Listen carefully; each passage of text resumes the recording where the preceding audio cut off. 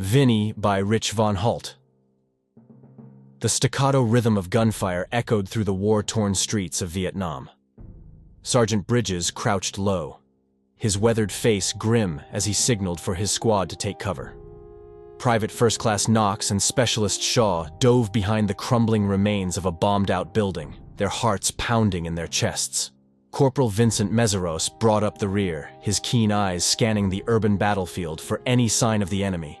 Bridges' husky voice crackled over the radio. "Move your ass! We don't get all day!" The squad surged forward, sprinting across the exposed street as mortar shells whistled overhead and slammed into the earth with percussive booms.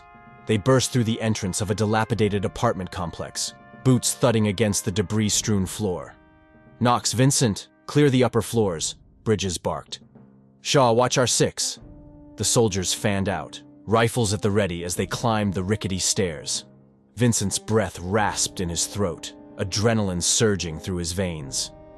He shouldered open a splintered door, sweeping his gun barrel across the room in a well-practiced motion. Dusty sunlight filtered through the grimy windows, casting an eerie glow. Vincent edged forward, the floorboards groaning beneath his weight. A faint whimper caught his ear. He froze, straining to pinpoint the source. There, the faintest rustle of movement behind the closet door. Vincent's fingers tightened on the trigger as he nudged the door open with the muzzle of his rifle. His eyes widened. Huddled among the tattered clothes was a little girl, no more than 4 years old. Tears streaked her dirt-smudged cheeks as she clutched a blood-stained teddy bear. "I got a civilian," Vincent called into his radio. "A kid. She's alive." Bridges' voice crackled back. "Grab her and let's go. We're moving out." Vincent scooped the trembling child into his arms, cradling her head against his shoulder as he hurried down to rejoin the others.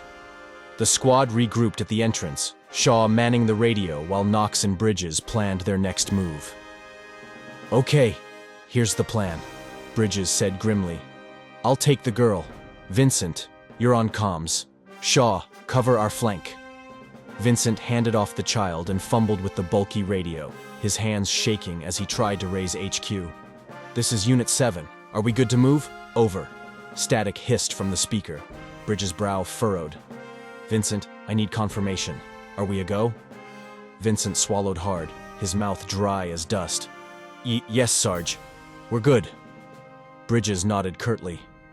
Hefting the little girl, he plunged out into the war-torn street. Knox and Shaw fanned out behind him, rifles at the ready. Vincent hung back, his heart in his throat as he watched them advance. Then, the world exploded. A shell slammed into the street, the shockwave hurling Bridges and the girl through the air like rag dolls. Vincent screamed, lurching forward, but Knox grabbed him, dragging him back. Dust and smoke billowed, obscuring the hellish scene. And then there was only the ringing silence of the damned. The thin road stretched on for miles, flanked by thousands of towering trees that formed a verdant canopy overhead. Vincent, a lean man in his mid-20s with close-cropped hair and a clean-shaven face, jogged steadily along the winding trails. His gray army sweater, emblazoned with black lettering, clung to his muscular frame as he powered forward, his white tennis shoes pounding against the packed earth. In a stark military office, Sergeant Major John Ark sat hunched over his desk, methodically sorting through a stack of papers. The early afternoon sun slanted through the window, glinting off the silver strands that peppered his thick, neatly trimmed mustache. Ark's green short-sleeved button-up strained across his broad shoulders as he worked. A sharp knock at the door shattered the stillness. Vincent entered, snapping to attention with crisp precision. "Sir, you wanted to see me?" Ark glanced up, his steely gaze appraising the younger soldier. He gestured to the empty chair across from him with a curt nod. "Yes, take a seat." As Vincent settled into the chair, Ark tapped the sheaf of papers against the desk, aligning them with meticulous care before setting them aside. The door clicked shut behind them, sealing the two men in a bubble of tense silence. In the Spartan confines of the military bunks, Ryan Time lounged on his bed, engrossed in the pages of The Private Memoirs and Confessions of a Justified Sinner. The slender soldier, his black hair shorn close to his scalp, wore a matching gray jumper that hung loosely from his wiry frame. The door swung open, admitting a visibly troubled Vincent. He crossed the room in a few long strides and sank heavily onto the bed beside Ryan's, the springs creaking beneath his weight. Vincent lay back, his eyes fixed on the featureless expanse of the ceiling, as Ryan continued to read, seemingly oblivious to his friend's distress. "Did you get in trouble?" Ryan drawled, his southern accent as thick as honey. Vincent's reply was barely audible. "I'm shipping out tomorrow." Ryan's eyebrows shot up, and he lowered his book. "No shit. You are going back to the States?" Vincent remained silent, his jaw clenched tight. Ryan propped himself up on one elbow, studying Vincent's tense profile. "Let me guess," he mused, ticking off the possibilities on his fingers. "Fort Bragg, Leavenworth, Arsenal in the D, Knox, Polk, Yuma?" Receiving no response, Ryan swung his legs over the side of the bed and leaned closer, his voice tinged with a note of incredulity. "Don't tell me you're going to Kaneohe Bay?" Vincent rolled away, presenting Ryan with the rigid line of his back. "I'm going home," he said quietly, the words heavy with unspoken emotion. Annie Meseros, a heavy-set woman in her 60s, stood at the kitchen counter, her flowery apron cinched tightly around her waist as she deftly chopped vegetables. The rhythmic thunk of the knife against the cutting board filled the sunlit room, mingling with the sizzle of the pan as she tossed the colorful medley into the hot oil. A sharp knock at the front door shattered her concentration. Annie froze, the knife poised in midair. Another knock, more insistent this time. "Who is it?" she called out, her voice tinged with annoyance. Wiping her hands on her apron, Annie strode through the living room, her footsteps muffled by the plush carpet. She reached the entrance and tugged aside the curtain, squinting into the bright afternoon light. Can't see nothing," she muttered in frustration. With a sigh, Annie unlocked the door and pulled it open, revealing a familiar figure on the doorstep. Vincent stood before her, his camouflage uniform crisp and a heavy duffel bag slung over his shoulder. Annie's face lit up with joy, and she engulfed him in a fierce hug, her arms wrapped tightly around his sturdy frame. Minutes later, they sat at the dining room table, steam curling from the plates of homemade noodles, cabbage, and bacon that Annie had carefully arranged before them. Vincent's hands were clasped tightly in his lap, his posture rigid as he surveyed the spread. Annie lit a cigarette and took a deep drag, the smoke curling lazily towards the ceiling. She fixed Vincent with a pointed look. "Did you call your brother?" Vincent shook his head, his gaze focused on his plate. Annie's eyes narrowed. "Why not? You know he just had a baby." "I know," Vincent mumbled, his voice barely audible. "You haven't talked to him since your father's funeral," Annie pressed, her tone sharp. "You got to let it go, Vincent." The front door burst open, interrupting the tense moment. Felix Baylog sauntered in, his black curls disheveled and his shirt unbuttoned over a white tank top. "Vinny? Is that you?" he crowed, a grin splitting his scruffy face. Vincent rose to his feet, a smile tugging at the corners of his mouth as Felix enveloped him in a bear hug. "Look at you, all Americanized, fighting the war," Felix teased, slapping Vincent on the back. "Good for you." Annie watched the exchange with a mixture of amusement and exasperation. "Felix, you want a plate?" Felix shook his head, already reaching for his cigarettes. "No, I'm good. I just came to see Vinny."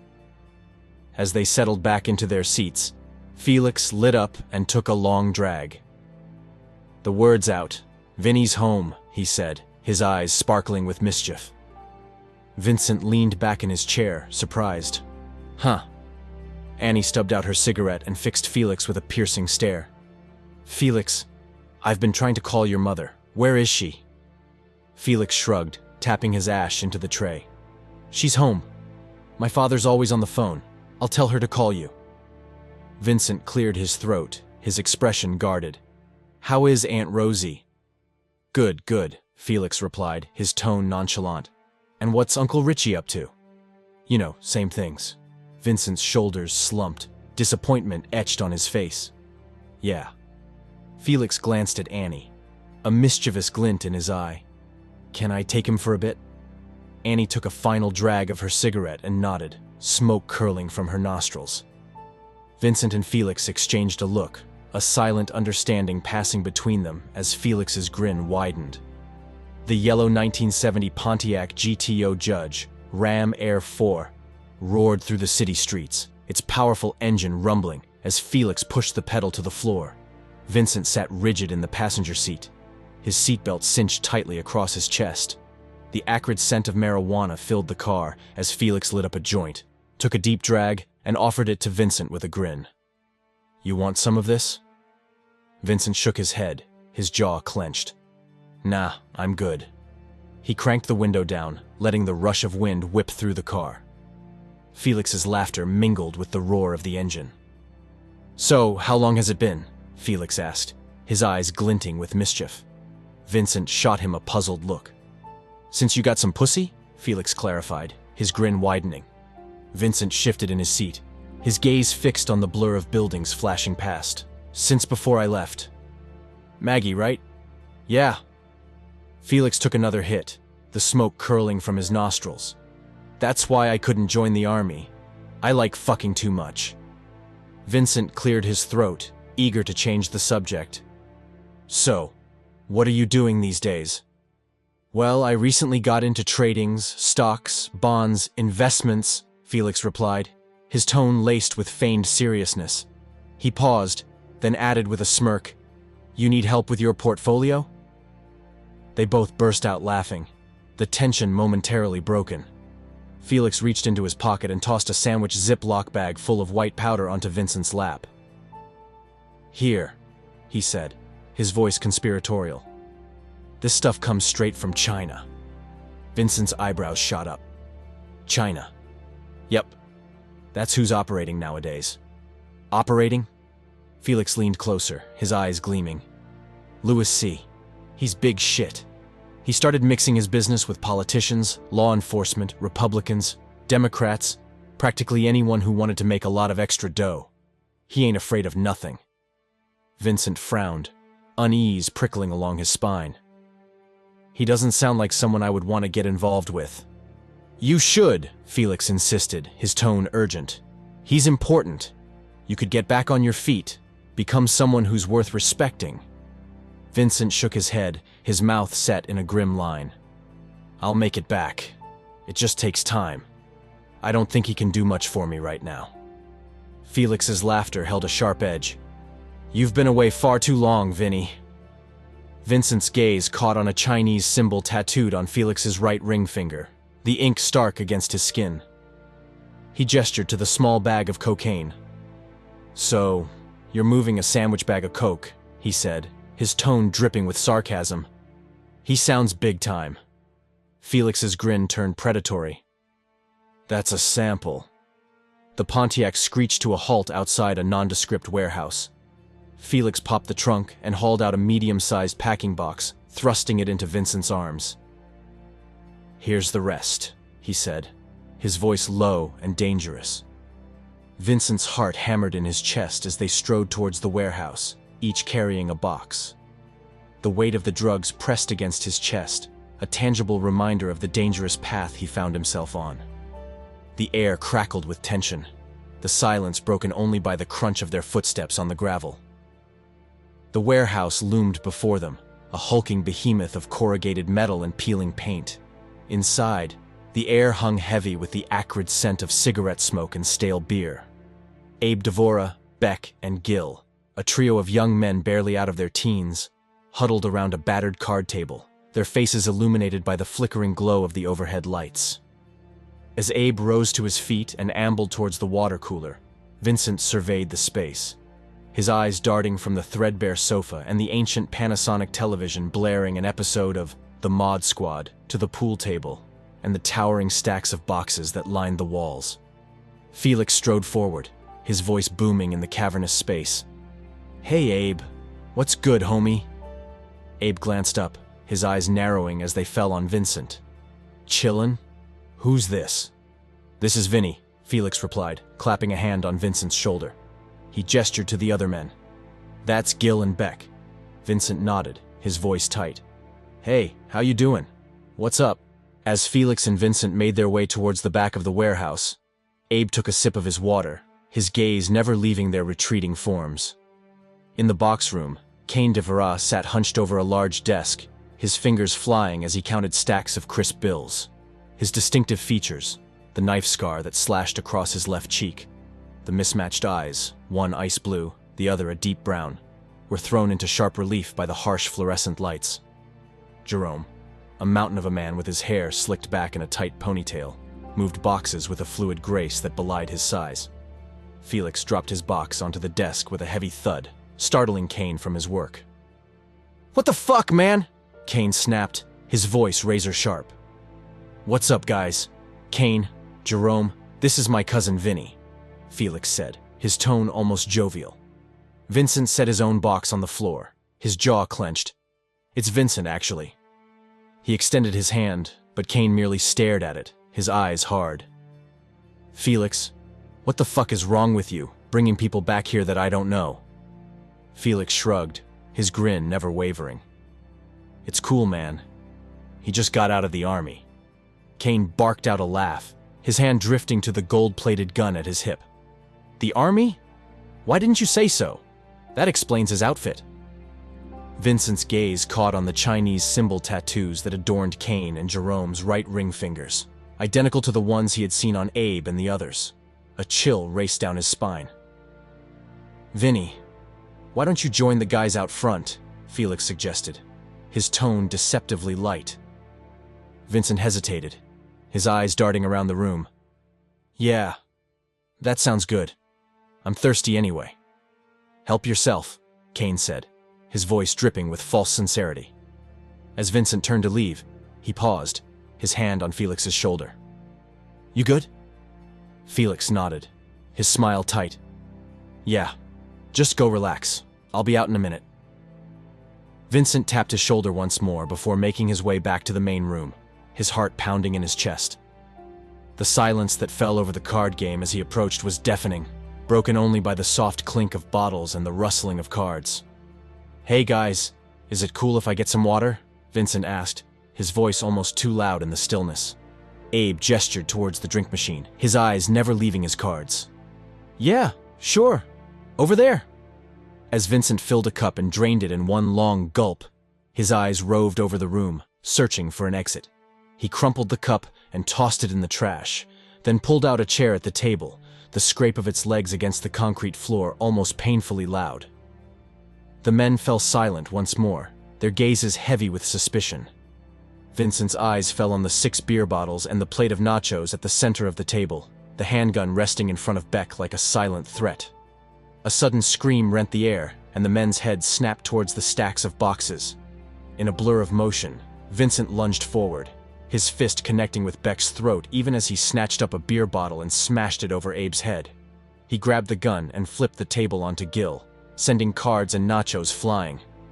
Gunshots echoed from behind the boxes as Vincent dove behind the sofa, his heart hammering against his ribs. He peered around the edge, his finger tightening on the trigger, as Gil and Beck staggered to their feet, their own weapons drawn.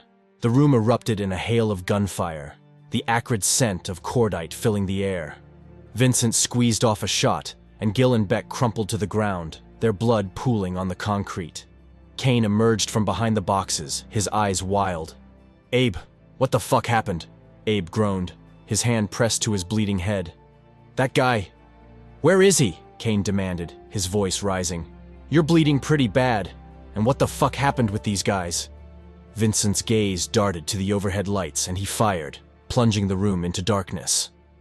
As Cain fumbled for the breaker, Vincent hauled Abe to his feet, the muzzle of the gun pressed to his temple. "Put the gun down," Vincent ordered, his voice steady despite the fear that coiled in his gut. Cain's laughter rang out, sharp and mocking. "Abe, we don't know this guy. Just do it." "Cain, don't be stupid," Abe pleaded, his voice trembling. The blare of a car horn shattered the tense silence, and Cain took a step back towards the rear entrance, his gun trained on Vincent and Abe. "Don't move, or I'll do it," Vincent warned, his finger tightening on the trigger. "Brother, don't," Abe begged, his eyes wide with terror. Kane's face twisted in a snarl. "You're on your way out," he spat, and pulled the trigger. The bullet tore through Abe's chest, and he and Vincent crashed to the ground in a tangle of limbs. Vincent's world went black, and when he came to, Abe's lifeless eyes stared up at him, a gaping hole in his chest. Vincent staggered to his feet and made his way to the box room, his heart in his throat. The sight that greeted him stole the breath from his lungs. Felix's body dangled from the wall, his hand pinned in place by a vicious-looking knife. "Oh, Felix," Vincent whispered, crouching down to stare into his cousin's sightless eyes. "What did you get yourself into?" The wail of police sirens jolted him from his stupor, and he raced for the back exit, his pulse pounding in his ears. Outside, in the narrow alley, he pulled the gun from his coat pocket and wiped it down with his shirt, his hands shaking. With a final glance over his shoulder, he tossed it into the dumpster and fled, the weight of the day's events heavy on his shoulders. The dim yellow lights flickered along the red walls, casting an eerie glow in the long, dark hallway of the Chang building. Wolf Wilkins, a towering figure at 6'5" and 270 pounds, strode purposefully down the corridor, his black clothing a stark contrast to his white suit jacket. The red oriental rug muffled his heavy footsteps as he approached the office room. Inside, Louis C. sat shrouded in shadows, his imposing presence barely discernible in the gloom. He gripped a black cane with a gold ram's head, his fingers adorned with a tattoo of the Chinese symbol for devil on his left ring finger. Tattoos of horns snaked up his forearms, while flames licked at his neck. Wolf entered, his voice a gruff rumble. "Hey, boss." Louis C. swiveled his chair to face him, his eyes glinting in the darkness. "Kane had a falling out," Wolf reported, his tone heavy with implication. Louis C.'s grip tightened on his cane, the only outward sign of his reaction to the news. Across town, Maggie Gray browsed the aisles of the pharmacy, her white nurse's scrubs a beacon of light amidst the sterile shelves. She plucked a pair of arch supports from a hook, studying the contents on the back with a critical eye. A familiar figure passed her in the next aisle, and Maggie's head snapped up, her eyes widening in recognition. "Oh my! Vincent!" Vincent spun around, startled by the sound of his name. His gaze locked with Maggie's, surprise etched on his features. "Maggie," he breathed, retracing his steps to stand before her, the shelves separating them like a physical barrier. "I didn't know you were home." Maggie's lips curved in a wistful smile. "I thought you moved down south." "I did," she admitted, her voice soft. "I got homesick." "Me too," Vincent confessed, a glimmer of understanding passing between them. Later, in the cozy warmth of a coffee shop, Maggie savored a slice of cherry pie while Vincent sipped his coffee, his eyes never leaving her face. She glanced up, catching his gaze, and a smile tugged at the corners of her mouth. "What?" she teased, her voice light. Vincent shook his head, a hint of a grin playing on his lips. "Nothing." Maggie arched an eyebrow, a knowing look in her eyes. "I know that look. That look." Vincent feigned innocence, but the mirth in his eyes betrayed him. "Yeah, that look," Maggie insisted, her tone gently mocking. Vincent's expression sobered, a hint of vulnerability creeping into his voice. "I've missed you." Maggie's gaze drifted to the window, her breath escaping in a soft sigh. "Vincent, what we had." "I know. I'm not going there," he assured her, his words tumbling out in a rush. I had a hard time overseas." They stared at each other, a wealth of unspoken emotions hanging in the air between them. Maggie broke the silence, her voice gentle but firm. "So, what are you doing?" At the moment, Vincent hesitated, a ghost of a smile touching his lips. "Having lunch with you." Maggie's laughter rang out, a welcome sound in the quiet cafe. "No, with your life?" Vincent's expression grew serious, his eyes distant. "I have to do something. I don't want to go back to what I used to be. That old Vinny." Maggie nodded, understanding etched on her features. "I used to like Vinny. But you're right. You've come a long way. I just have to get over this hump that got in my way," Vincent said, determination coloring his tone. "But I'll figure it out. First thing first, I have to get my own place. He paused, his voice growing somber. I'm sure you heard about Felix. Maggie's eyes softened, sympathy welling in their depths. I'm sorry. He was always with the wrong crowd, Vincent finished, his jaw clenching. He shook off the moment, turning his attention back to Maggie. What about you? Still in medical school, she replied, a hint of pride in her voice. Vincent smiled, genuine warmth radiating from his expression. That's good. You're living out your dreams. Maggie shrugged, a self-deprecating twist to her lips. It's not what everyone thinks. I still have a long way to go. But at least you're doing it, Vincent countered, his eyes bright with admiration. That's more than most of these people can say. Maggie returned to her pie, her fork clinking against the plate. A waitress appeared at their table, refilling Vincent's coffee with a practiced hand. He took a sip, savoring the bittersweet taste on his tongue. I just want to say I'm sorry for the boy I used to be, Vincent said quietly, his gaze locked with Maggie's. Maggie's laughter bubbled up once more, dispelling the seriousness of the moment. You're still a boy, she teased, her eyes sparkling with mirth. They laughed together, the sound mingling with the gentle clatter of dishes and the soft murmur of conversation, a brief respite from the troubles that lay ahead. Tom Motz, an overweight man in his early 30s with thinning hair slicked back and a neatly trimmed goatee, sat behind his desk, the phone pressed to his ear. He gestured for Vincent to take a seat as he entered the cramped office of the real estate agency. Vincent sank into the chair, his eyes roaming the cluttered space as Tom's voice droned on. I'm sending out the flyers this week. Yep. All the signs are up around the neighborhood. I just have to put the food order in and stage the house. Tom lowered the phone, his voice a conspiratorial whisper. She loves to talk. Vincent's lips twitched in a smile, a flicker of amusement in his eyes. Tom returned to his call, his tone brisk. Okay. Well, let me let you go, and we'll reconvene in a couple of days. Okay. Bye. Bye. He hung up the phone with a sigh, his attention shifting to Vincent. Sorry about that. I have an open house in a couple of weeks. For rent? Vincent asked, leaning forward in his seat. Tom shook his head. No, buy. For sale. You looking into buying? Vincent's shoulders slumped, a hint of disappointment in his voice. I'm looking for an apartment to rent. Tom rummaged through his desk, producing a piece of paper. Let me get some of your info. What's your name? Vincent Meseros, he replied, his eyes meeting Tom's. Recognition dawned on Tom's face, his eyebrows shooting up. Vinny? Holy shit, it is you. Vincent's brow furrowed, confusion etched on his feature. It's me, Tommy, Tom explained, a grin spreading across his face.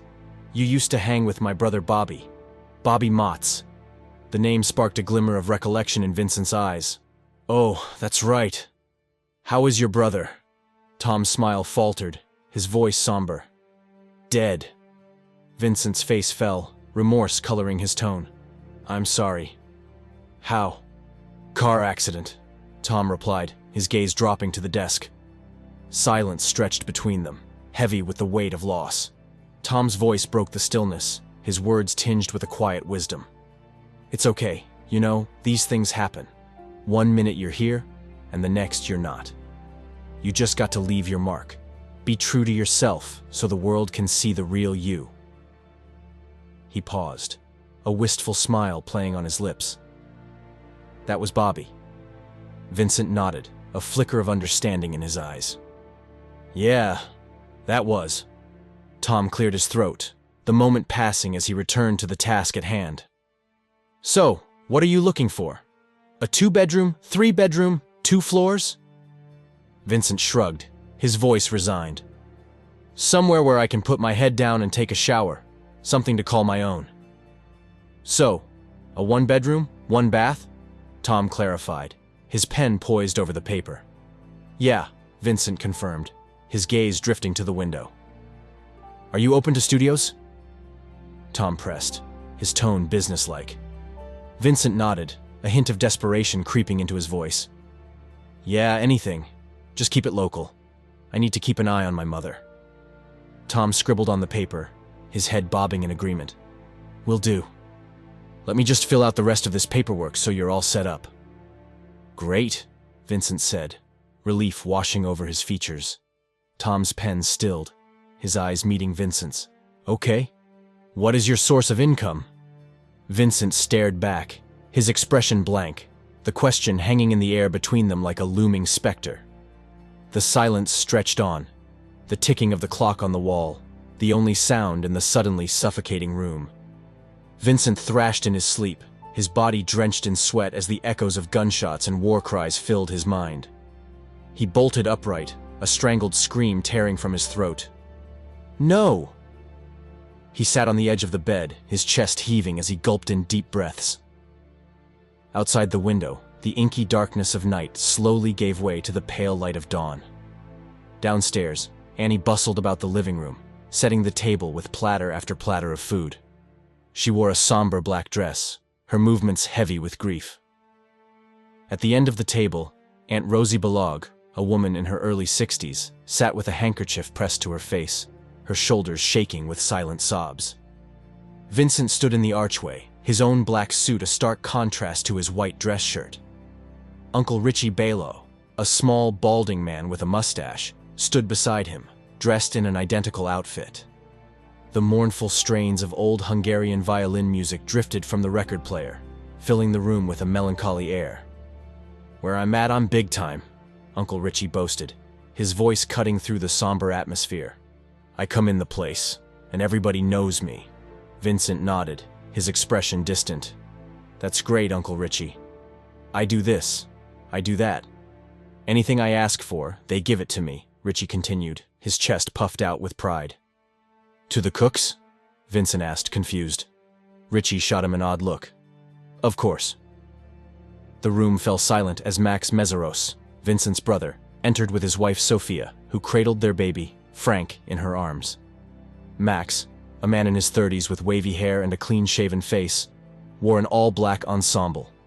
Sophia, a petite woman with soft features and her blonde hair pulled back in a bun, held the 1-year-old boy, dressed in a white onesie. Vincent and Max locked eyes, the tension palpable. Without a word, Vincent turned and walked away.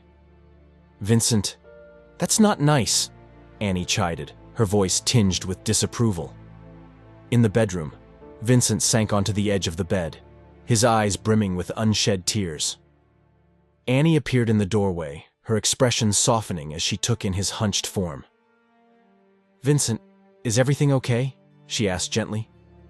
When he remained silent, she pressed on, her voice rising. "You don't know if you can do what?" "What?" "You are out fighting wars, and you don't know if you can forgive your brother." Vincent drew in a shuddering breath, his shoulders sagging under the weight of his emotions. Annie's tone softened, her words laced with understanding. "I know you don't want to be here, but you're here, and I'm sorry you had to see your cousin get killed. But this is the life you have, we have. No one wants to go through this alone." She sat beside him, her arm around his shoulders in a comforting embrace. "He came to see you," she reminded him, her voice barely above a whisper.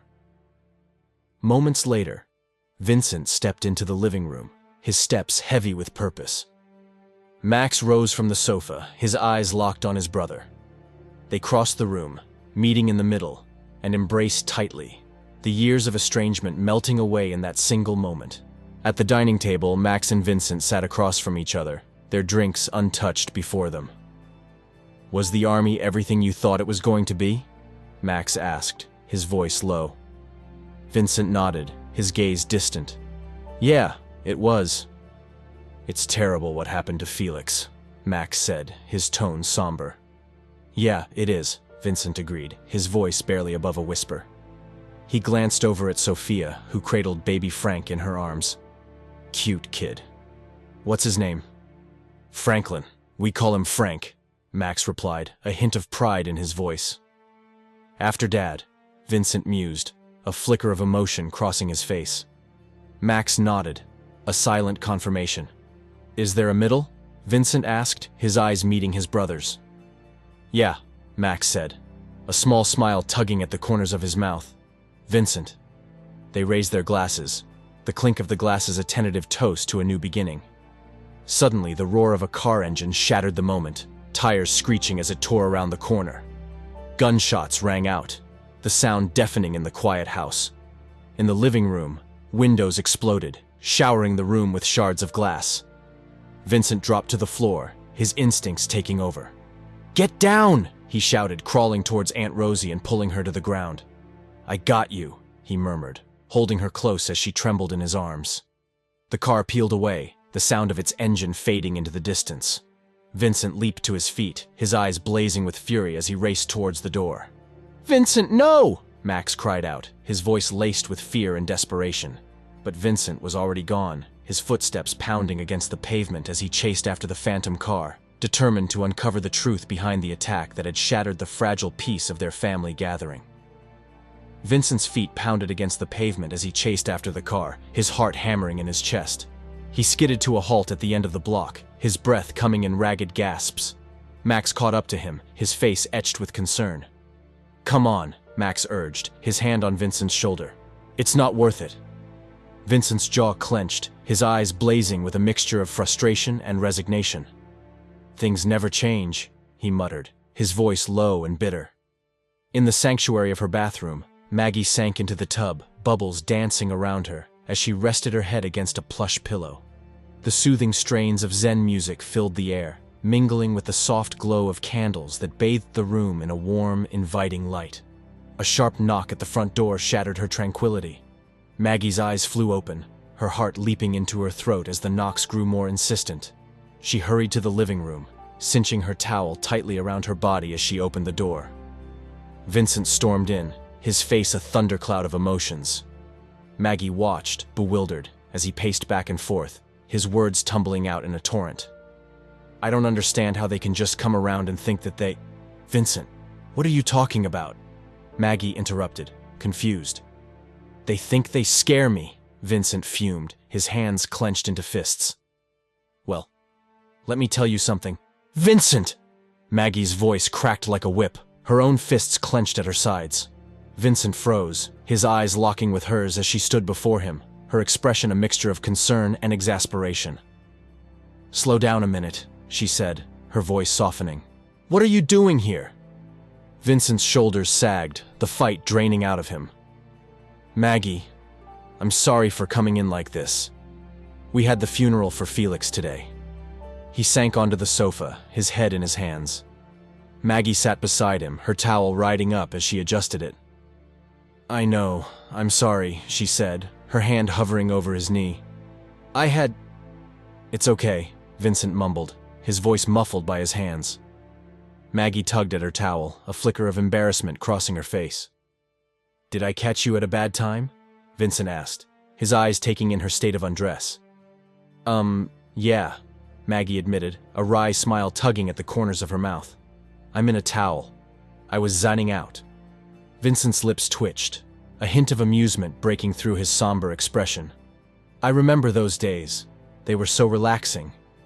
Maggie leaned back, her head resting against the top of the sofa as a smile played on her lips.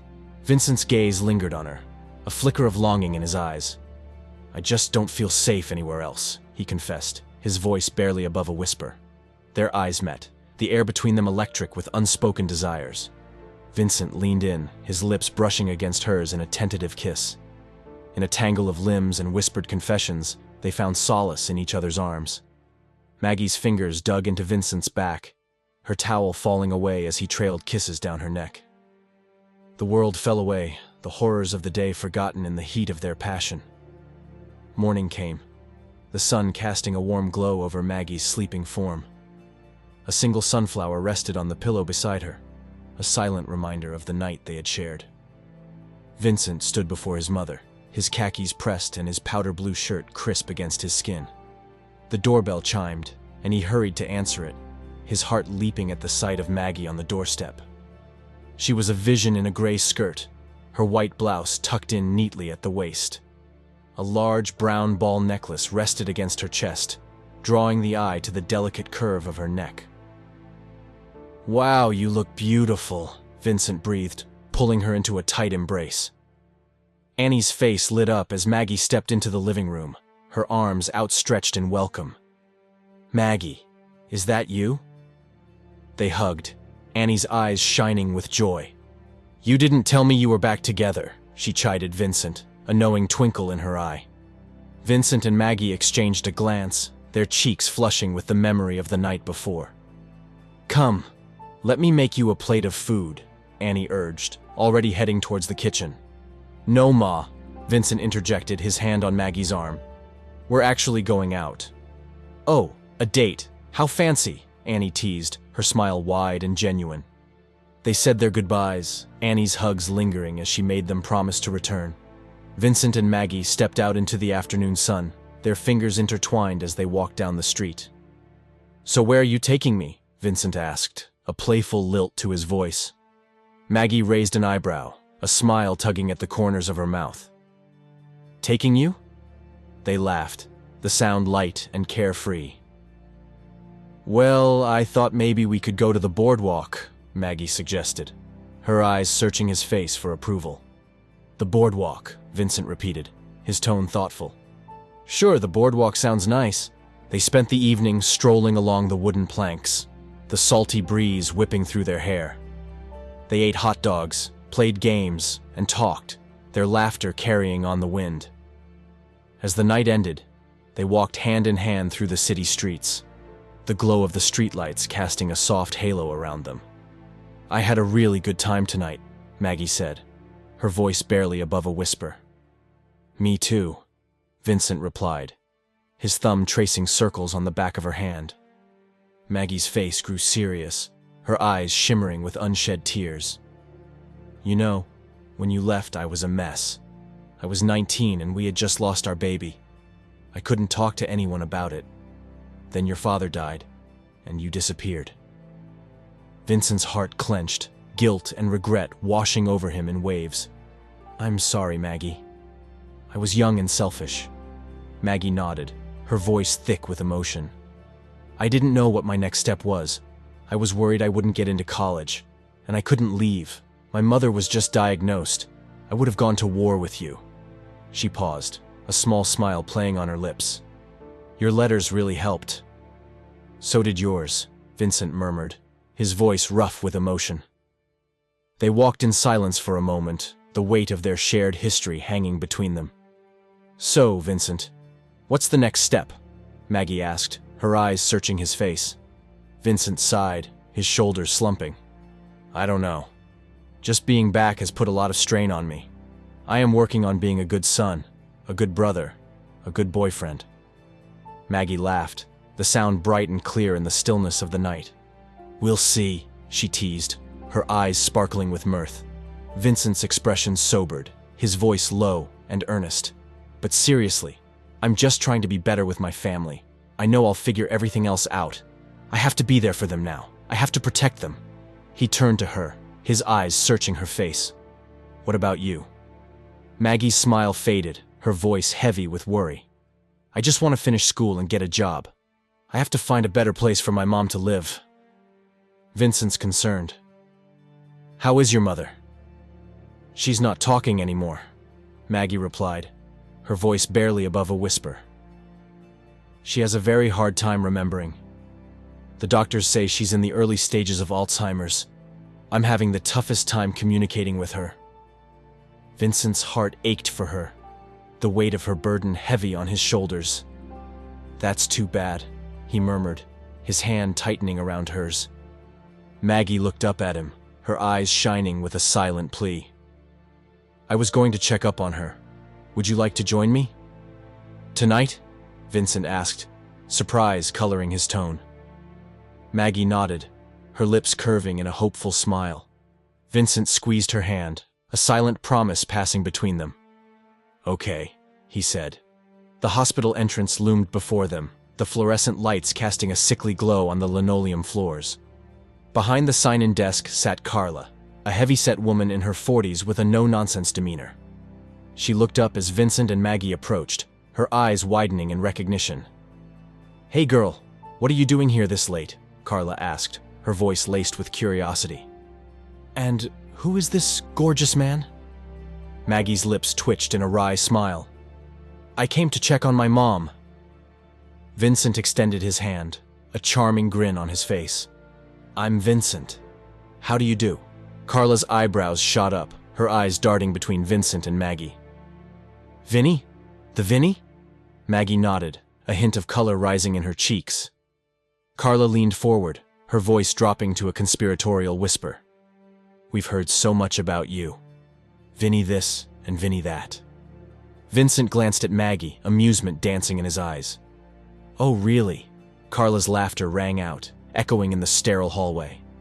Oh, look, she's blushing. Maggie grabbed Vincent's arm, her fingers digging into his skin as she tugged him towards the next room.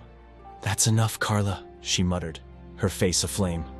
Vincent chuckled, his voice warm with mirth. It was nice to meet you. Carla's laughter followed them down the hall, a welcome respite from the somber atmosphere of the hospital.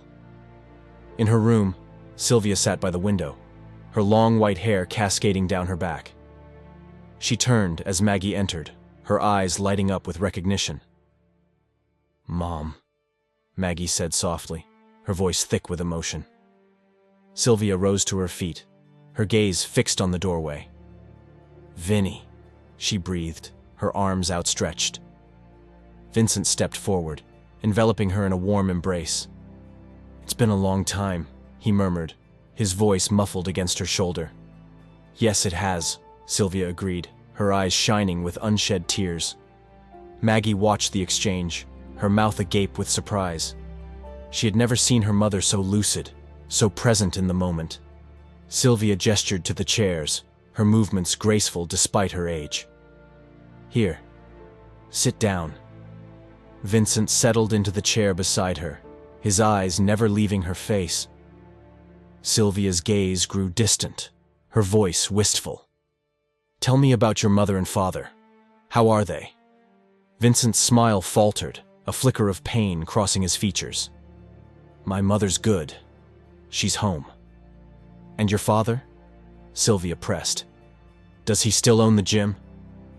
Vincent's throat tightened, the words sticking in his throat. My father died 6 years ago. Sylvia's hand flew to her mouth, her eyes wide with shock. Oh, Vinny, I'm sorry. And where have you been? I was in Vietnam, Vincent replied, his voice barely above a whisper. Sylvia's eyes narrowed, her tone sharp with concern. What were you doing way over there? I joined the army, Vincent said, his shoulders slumping under the weight of her gaze. Sylvia's face crumpled, her voice trembling. The army? You could have gotten killed. She turned to Maggie, her eyes pleading. Maggie sat across from them, her face a mask of awe and confusion. What's wrong with him? Sylvia asked, her voice barely audible. Maggie shook her head, a small smile playing on her lips. Vincent leaned forward, his elbows resting on his knees. Sylvia, how have you been? Sylvia's expression turned petulant, her lips pursed in a stubborn line. I'm good. I told her I don't need to be here, but she won't let me go home. Maggie's eyes flashed with frustration, her voice rising. Mom, you know that's not the case. Did you take your pills today? What pills? Sylvia said. Mom! Maggie exclaimed, her hands clenched into fists. Sylvia turned to Vincent, a conspiratorial smile on her face. Maggie sighed, her shoulders slumping in defeat. I'll be back, she said, her voice tight with tension. She glanced at Vincent, her eyes searching his face. Will you be okay? Vincent nodded, his expression reassuring. Yes, I'll be fine. As Maggie left the room, Sylvia leaned closer to Vincent, her voice low and urgent. Vincent, why don't you marry my daughter? Vincent's eyes widened, his mouth opening and closing like a fish out of water. I just got back, he stammered, his cheeks flushing. Sylvia shook her head, her gaze piercing. No, I mean from before. Vincent's heart raced, his palms sweating. She loves you, you know, Sylvia interrupted, her voice soft but insistent. She hasn't been with anyone since you left. Vincent reached out, his fingers closing around Sylvia's hand. I haven't either, he confessed, his voice barely above a whisper. Maggie appeared in the doorway, her arms laden with pills. She froze, her eyes darting between Vincent and her mother. "What are you two doing?" she asked, suspicion coloring her tone. "Just talking," Vincent replied, his eyes twinkling with mischief. Sylvia nodded, a sly smile playing on her lips. "Yeah, just talking." Maggie set the pills on the table, her expression skeptical. "I see that." She turned to Vincent, her voice brisk. "We have to get going. I have to be up really early tomorrow." Vincent rose to his feet, his heart heavy with the weight of Sylvia's words. He leaned down, his lips brushing against her papery skin as he kissed her hand. "So long, Sylvia," he murmured, his voice thick with emotion. Sylvia pulled him close, her breath warm against his ear. "When love presents itself, you have to act on it," she whispered, her words a fierce declaration. Vincent's heart stuttered in his chest, his eyes locking with Sylvia's. "Because when it's true, the fire never dies. It burns forever," she continued, her voice a low, urgent rasp. She turned to Maggie, her arms outstretched. "Maggie," she called, her voice trembling with unshed tears. Maggie stepped into her mother's embrace, her eyes never leaving Vincent's face. They held each other, the silence broken only by the steady beep of the machines and the distant sounds of the hospital at night. The dim light of the hallway cast shadows along the walls as Vincent and Maggie approached her apartment door. Maggie's keys jangled in her hand, her fingers trembling slightly as she turned to face Vincent. "Vincent, I don't know how you got my mom to do what she did, but thank you," she said, her voice soft and filled with gratitude. Vincent shrugged, a small smile tugging at the corners of his mouth. "I'm good at talking with people." Maggie shook her head, her eyes searching his face. "No, that's not it." She seemed happy. "What can I say? I have a gift," Vincent teased, his eyes twinkling with mischief. Maggie laughed, the sound bright and clear in the quiet of the night. "You sure do." She turned the key in the lock, the door swinging open with a soft click. Vincent's heart raced as Maggie stepped backwards into her apartment, her fingers curling around the front of his shirt. She tugged him inside, her lips finding his in a passionate kiss that left them both breathless. "You want to do breakfast tomorrow?" Vincent asked, his voice husky with desire. Maggie grinned, her eyes sparkling with promise. "It depends what time we get up." The next morning, the sun rose over the city, its golden rays filtering through the grime-streaked windows of the rundown apartment buildings. Vincent strode through the trash-strewn streets, his shoulders hunched against the chill of the early morning air. He approached a graffiti-covered building, 3 young African-American men lounging on the steps. They eyed him warily as he drew near, their postures stiffening with tension. "Yo, I'm looking for Kane. Do you know if he's around here?" Vincent called out, his voice carrying across the empty street. The guy at the top of the stairs stood up, his eyes narrowing in suspicion. "You want who, motherfucker?" The second guy laughed, his voice harsh and mocking. "This nigga asking for Kane." The third guy stepped forward, his face twisted in a sneer. "You can't just be rolling up here with questions like that." Vincent held up his hands, his expression placating. "No disrespect, fellas. I met him once before, and I'm trying to find out what neighborhood he runs."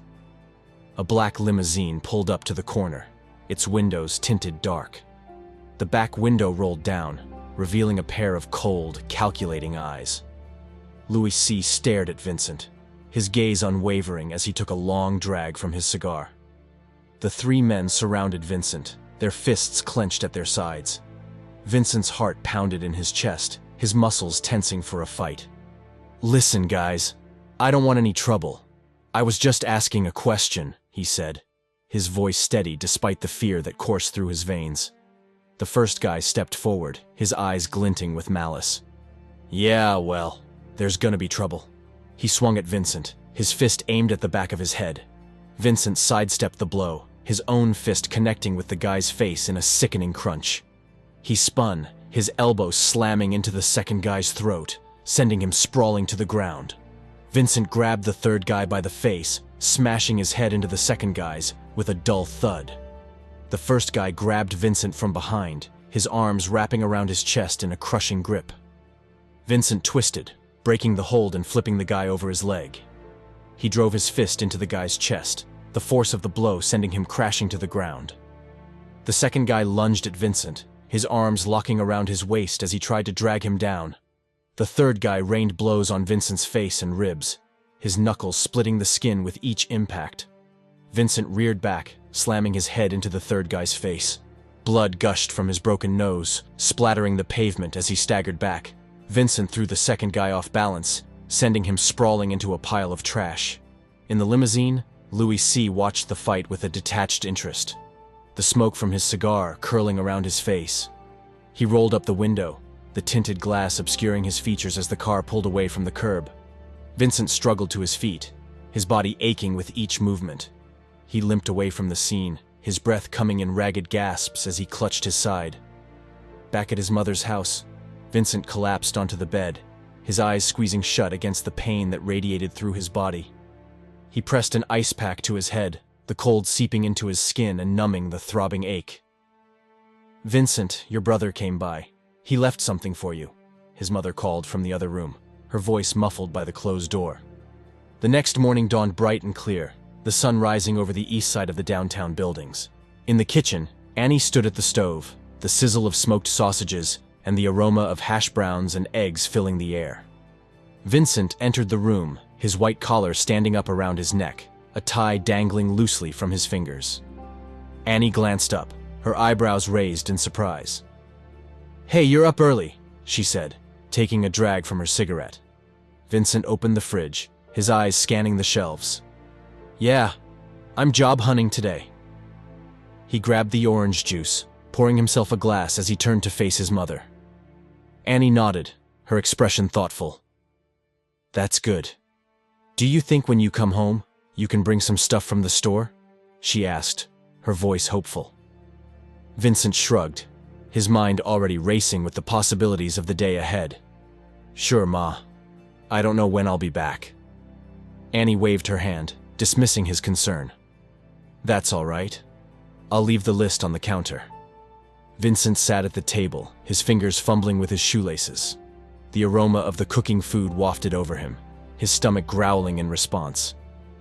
"That smells good," he said, his mouth watering at the thought of a hot meal. Annie turned, a plate of food in her hands. She set it down in front of him, her eyes narrowing in a stern glare. "Just eat. You'll interview better with a full stomach," she said, her tone brooking no argument. Vincent sighed, a small smile tugging at the corners of his mouth. "Thanks, Ma. You said Max left something for me?" Annie nodded, gesturing towards the living room. "Yeah, it's in the living room in an envelope." Vincent's gaze drifted to the envelope, his curiosity piqued. He finished dressing, his fingers deftly knotting his tie as he made his way to the phone. He dialed Maggie's number, his heart racing as he listened to the ringing on the other end. After 6 rings, an automated message played, the robotic female voice grating against his ears. "I'm sorry. The number you have reached is not in service or temporarily disconnected. The number you have reached is not in service at this time. This is a recording." Vincent hung up the phone. He stared at the receiver, a sense of unease settling in the pit of his stomach as he wondered what could have happened to Maggie in the short time since he had last seen her. Vincent sat in the waiting room, his fingers fidgeting with the edges of his folder as he waited for his name to be called. The bruises from his earlier fight throbbed beneath his suit, a dull ache that served as a constant reminder of the world he had left behind. The office assistant, a thin woman in her 20s with a mop of curly brown hair, hung up the phone and fixed Vincent with a polite smile. "Mr. Fletcher would like to see you now." Vincent drew in a deep breath, the folder clutched tightly in his hand as he rose from his seat. He crossed the room, his heart pounding in his chest as he entered the interview room. Fletcher, a tall, thin man in his 50s, with a shock of gray hair and dark, bushy eyebrows, stood to greet him. His navy blue suit was immaculate, the fabric crisp and smooth. "Vincent." Fletcher extended his hand, his grip firm and confident. "Mr. Fletcher, nice to meet you," Vincent replied, his own hand clasping Fletcher's in a brief handshake. They settled into their seats, Fletcher's eyes already scanning the resume that lay before him. "I'm looking at your resume, and it says you were in the Army." Vincent nodded, his posture straight and rigid. Yes, for about 6 years. Fletcher leaned back in his chair, his fingers steepled beneath his chin. That must have been something. It was a learning experience, Vincent said, his voice measured and even. Fletcher's expression hardened, his eyes narrowing as he fixed Vincent with a piercing stare. Well, Vincent, let me put it to you straight. We can't use a guy like you. You have no real-world experience. We deal with all sorts of clients, and I'm afraid your skills won't match. Vincent's jaw clenched, his fingers tightening around the folder in his lap. You say I have no real-world experience, but I've been across the globe. I've dealt with people who speak other languages. Fletcher held up his hand, cutting Vincent off mid-sentence. Vincent, what I'm saying is that you don't have a trade that will get you in this company or any other company like ours. He paused, his eyes softening for a moment. I suggest you look into lesser options. Vincent stared at him, his mind reeling as he tried to process the rejection. The scene repeated itself 6 more times, each executive employer delivering the same crushing blow. He walked the city streets, his folder crumpled in his hand. The trash can loomed before him, a silent invitation. With a flick of his wrist, Vincent chucked the folder into the bin, the papers scattering in the wind. A grocery store caught his eye, and he entered, his steps heavy with defeat. He approached the cashier, a Hispanic woman in her 30s, her face lined with weariness. Hey, is there a manager around? Vincent asked, his voice rough with emotion. The cashier pointed to the produce section, her eyes never leaving the register. Yeah, he's over there. Vincent thanked her, his feet carrying him towards the man who stood among the oranges, a clipboard in his hand. Joe, the manager, was a thin man in his 40s, his eyes magnified by the thick lenses of his glasses. Hello? Are you the manager? Vincent asked, his voice startling Joe from his work.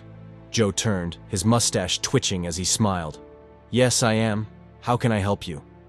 Vincent introduced himself, his hand outstretched in greeting. Well, I'm looking for a job. I don't have any experience. Right out of high school, I joined the army, and now I'm here standing in front of you. Joe's eyes lit up, his smile widening. Eager. I like that. They walked through the store, Joe's clipboard tucked under his arm. Vincent, what are you looking to do here at Grocery Mart? Vincent shrugged, his eyes scanning the shelves. I'm looking to do anything. I have to do something. I'm willing to start at the very bottom if I have to. Joe nodded, his expression thoughtful. I don't have much available, but let me look at the schedule and see if I have something. Vincent's heart leaped, a flicker of hope igniting in his chest. Thank you, Joe. As they parted ways, Joe reached into his binder, pulling out a shopping voucher. Here, take this voucher. It's good for today. Vincent took the voucher, his fingers trembling slightly. Check back with me in a couple of days, Joe said, his voice warm with encouragement. Vincent left the store, a brown paper bag full of groceries clutched in his hand. He popped a grape into his mouth, the sweet burst of flavor exploding on his tongue. The black limousine pulled up beside him, its sleek lines glinting in the afternoon sun. Vincent kept walking, his eyes fixed straight ahead. The limousine matched his pace, the engine purring softly. Vincent stopped, his heart hammering in his chest. The limousine door opened, and Damien Lowe, the driver, stepped out. He was a young man, barely out of his teens, with a baby face and a crisp limo driver's uniform. Right this way, Vincent, Damien said, his voice smooth and polished. Vincent hesitated, his grip tightening on the brown paper bag. Damien held the door open, his expression unreadable. Inside the limousine, Vincent settled into the plush leather seat, the paper bag clutched to his chest like a shield. A thick fog of smoke filled the air, obscuring the figure that sat across from him. I see you're readjusting to your old habits, Louis C. said, his voice a low, menacing growl. That's good. Vincent stared at him, his eyes straining to make out the features of the man who held his fate in his hands. Louis C. leaned forward, the smoke parting to reveal a face that was both terrifying and mesmerizing. His black hair was pulled back in a tight ponytail, his suit immaculate and black as night. But it was his eyes that caught Vincent's attention, the irises a deep, glowing red. Allow me to introduce myself. I am Louis Chang. When I started out 50 some odd years ago, I was alone. I tried to get noticed and move up where I was at, but that wasn't written for me. I came here to this beautiful place and started to live out the dream. You know what that dream was? Vincent shook his head, his voice barely above a whisper. No, I don't. Louis C. sat back, his fingers curling around the handle of his black cane. Corruption. He lowered the window, the smoke billowing out into the street. My business is simple: take, feast, lavish. I don't really work the streets anymore. I am like what you call an office worker. I sit back and wait for things to align. Want to know the trick? Vincent remained silent, his eyes locked on Louis C.'s face. Fear, Louis C. said, his lips curling into a cruel smile. Most of these people are looking for guidance. They're uneducated. They need jobs, so they turn to the streets. I'm here for them. I can be here for you too. Vincent shook his head, his voice trembling with defiance. I'm not like these people. Louis C. laughed, the sound harsh and grating. Sure you're not. I'm just at a low right now, Vincent said, his voice growing stronger with each word. Louis C. leaned forward, his eyes glinting with malice. I know where you came from and where you want to go. I can jumpstart you there. How? Vincent asked, his heart pounding in his chest. You wouldn't have to start at the bottom. I have a special place for you. I can use a guy like you. The limousine stopped in front of Annie's house, the engine idling softly. Vincent glanced out the window, his eyes wide with surprise. The skills you possess are rare, and with my knowledge you'd be unstoppable, Louis C. said, his voice a low, seductive purr. The choice is yours. Vincent reached for the door handle, his fingers shaking as he pushed it open. Louis C. handed him a card, the edges sharp and pristine. Vincent, my guys will be there tonight. They'll be waiting for you. Vincent stepped out of the limousine, the card clutched in his hand. He watched as the vehicle drove away, its taillights fading into the distance. He looked down at the card, his eyes tracing the elegant script that spelled out Louis C.'s name. With a flick of his wrist, he tossed the card into the brown paper bag, his jaw clenched with determination. He would make his own way, no matter how hard the road ahead might be. Vincent stood at the kitchen sink, his hands submerged in soapy water as he scrubbed the dishes with a vengeance. The card Louis C. had given him lay on the table, its edges sharp and pristine against the worn wood. He dried the dishes with a threadbare towel, his eyes darting to the card with each pass. Glasses clinked as he stacked them in the cupboard, plates rattling as he shoved them into place. The card beckoned, its presence a silent taunt. Vincent's fingers twitched, his resolve crumbling. He snatched the card from the table, the paper smooth and cool against his skin. The amateur boxing event was in full swing when Vincent arrived, the air thick with the scent of sweat and desperation. The ring announcer, a man in his mid-40s with a booming voice, stood in the center of the ring, his arms raised to command the attention of the crowd. Introducing first, the challenger in the red corner, weighing in at 152 pounds, hailing from Detroit, Michigan with a 6-0 record, all by knockout, Joe Laszlo. Joe Laszlo, a muscular Caucasian man with a fierce determination in his eyes, stepped out of the corner, his right arm raised in a triumphant salute. The crowd erupted in cheers, their voices rising to a deafening roar. Vincent made his way to his seat, his eyes scanning the crowd. Max stood beside him, his face split in a wide grin. You made it, Max said, his voice barely audible over the din. I'm glad you came. Vincent shrugged, his eyes fixed on the ring. Yeah, Ma had me running some errands. Max chuckled, his head shaking in amusement. That's just like Ma. Vincent leaned forward, his elbows resting on his knees. So, who are these guys? Any one of them one of ours? Max pointed to the man in the black shorts, his voice rising with excitement. Leon, in the black shorts, a crowd favorite. But Joe, the guy in the red shorts, is going to be something. He came by earlier today.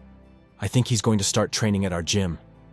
The bell chimed, and the crowd settled into their seats. Max and Vincent followed suit, their eyes glued to the ring. All right, let's do it, Max said, his voice thrumming with anticipation. I missed this. Us watching the match, the smell, the people. You know you don't get this at a professional fight. This is authentic. These guys are hungry. Once they become professional, it becomes a business. And boxing becomes boring. Vincent nodded, his mind drifting to the past. Yeah, it's been a while. Max's expression softened, his eyes growing distant. You remember when Dad would bring us here? Yeah, Vincent said, his throat tightening with emotion. He loved it. He really liked helping these kids. He would get so excited when one of them would make it. Max paused, his voice dropping to a whisper. You remember when he taught us to box? Vincent's jaw clenched, his eyes burning with unshed tears. Yeah. Max sighed, his shoulders slumping. He was a great dad. You know, at the time, I didn't think so. He was a lot harder on me than he was on you. Vincent's eyes flashed with anger, his voice sharp and bitter. I was the baby of the family, and Ma and Dad were older when I was born. I know, Max said, his tone placating. So what are you saying? Vincent snapped, his hands clenching into fists. Max's expression hardened, his eyes narrowing. I'm just saying you had it easier. Vincent shot to his feet, his chair clattering to the ground. He stormed out of the room, his footsteps echoing in the hallway. Max found him sitting on the floor, his head bowed and his shoulders shaking with silent sobs. He stood before his brother, his arms crossed over his chest. All right, Vincent, let me have it, he said, his voice heavy with resignation. Vincent's head snapped up, his eyes blazing with fury. You don't deserve to talk about him. Why? Because I wasn't there when he was dying? Vincent's voice cracked, his words spilling out in a torrent of pain and anger. Yeah. You weren't there at all. You never called. You never came around. The only thing that mattered to you was you. Max's expression softened, his voice gentle and understanding. Is that what you think? You were on a very bad path. Everything I did for me was to take care of you and Mom and Dad. Once I figured it out. He paused, his eyes searching Vincent's face. Who do you think paid for the funeral? Vincent remained silent, his gaze fixed on the floor. Max slid down the wall to sit beside him, his shoulder brushing against Vincent's.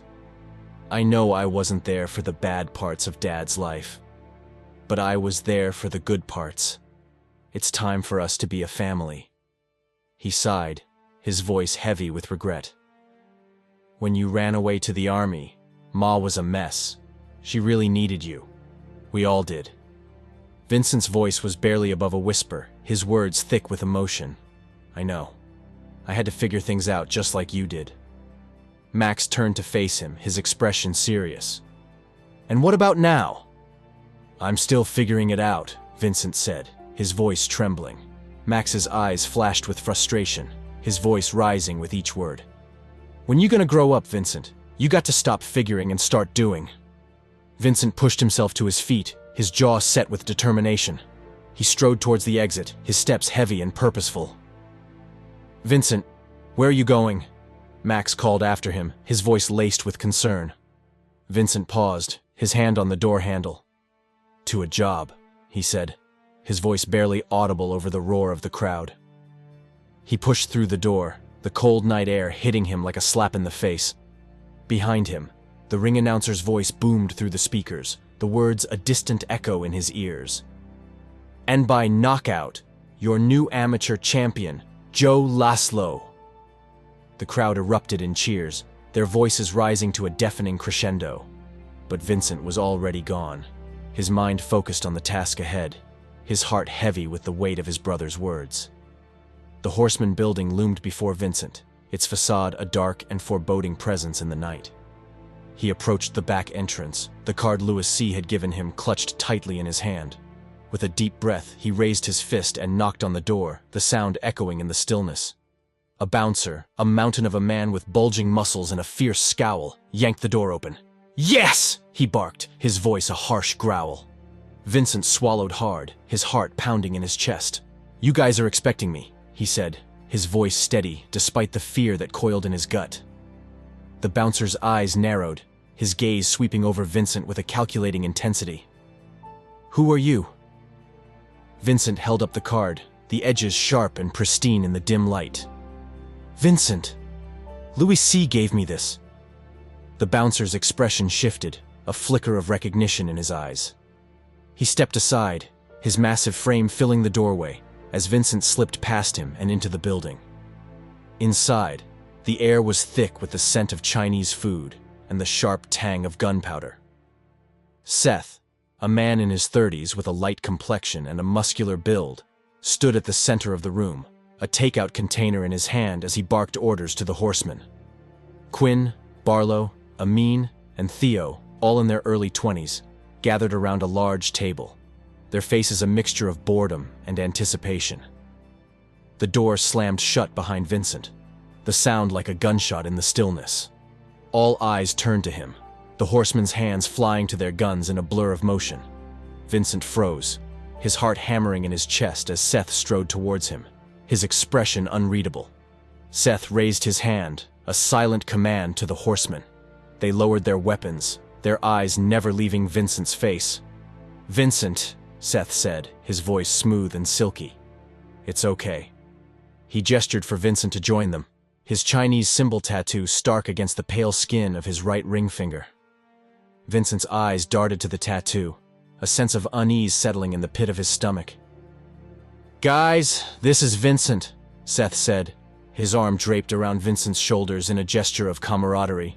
He turned to Vincent, his eyes glinting with amusement. "These are the horsemen." Vincent nodded, his voice tight. "Hey." Seth led him to a secluded corner, his grip on Vincent's shoulder tightening. "Louis tells me you were in the army," he said, his voice low and conspiratorial. Vincent's jaw clenched, his eyes fixed on the floor. "That's right." "What was your specialty?" Seth asked, his tone casual but his gaze sharp and probing. "Rescue missions," Vincent replied, his voice barely above a whisper. Seth's laughter rang out, the sound harsh and grating in the stillness. "Great.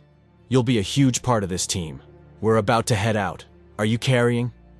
Vincent shook his head, his fingers twitching at his side. "No, I didn't know I had to." Seth's grin widened, his teeth flashing in the dim light. "It's okay. We'll set you up." At the large table, Quinn unloaded a cache of weapons, the metal gleaming against the scarred wood. Vincent's eyes widened as he took in the array of guns, from the massive .44 Magnum to the sleek and deadly .22 palm gun. Quinn's Chinese symbol tattoo caught the light, the ink stark against his skin. Vincent's gaze lingered on it for a moment before he reached out and picked up a Colt .45, the weight of the gun heavy in his hand. "This one's fine," he said, his voice steady as he tucked the gun into the waistband of his pants. Seth clapped his hands together, his eyes gleaming with excitement. "Let's move." The van rumbled through the night, the horseman sprawled in the back as Seth rode shotgun, his nose buried in a padded notebook. Quinn and Barlow passed a bottle of tequila back and forth, their laughter harsh and grating in the confined space. Quinn poured a shot and thrust it towards Vincent, his eyes challenging. "Vinny," he said, his voice slurred with alcohol. Vincent shook his head, his hands clenched into fists at his sides. "I'm good." Quinn's eyes narrowed, his lips curling into a sneer. "I didn't ask." Vincent took the shot glass, his fingers trembling slightly. He raised it to his lips, the tequila burning his throat as he swallowed. Quinn grinned, his teeth flashing in the darkness. "It'll calm your nerves," he said, his voice a mocking drawl. "You'll think better." Vincent handed the empty glass back to Quinn, his face twisting into a grimace as he wiped his mouth with the back of his hand. The club was a dark and twisted labyrinth, the walls pulsing with the beat of the music. Vincent followed Seth and the horsemen through the winding hallways, his heart pounding in time with the bass. They entered a small room, a round table at its center. A box sat atop the table, its contents hidden from view. Seth lifted the lid, revealing a collection of masquerade masks, each one more elaborate than the last. "Here, Vincent, put this on." Seth said, his voice low and urgent. Vincent took the mask. Really? Seth's eyes glinted with amusement, his lips curving into a smirk. Yeah, trust me. You're going to want to wear it. Vincent shrugged, his fingers fumbling with the ties as he secured the mask over his face. It covered the upper half of his features, leaving his mouth exposed. The ballroom was a sea of masked faces, the air thick with the scent of sweat and perfume. Naked women wove through the crowd, their bodies on display for all to see. Vincent's eyes widened behind his mask, his voice a hushed whisper. Are we celebrating something? Seth shook his head, his gaze sweeping over the room. No, it's just a Louis C. gathering. He throws these parties every so often. All these guys work for him? Vincent asked, his voice tinged with disbelief.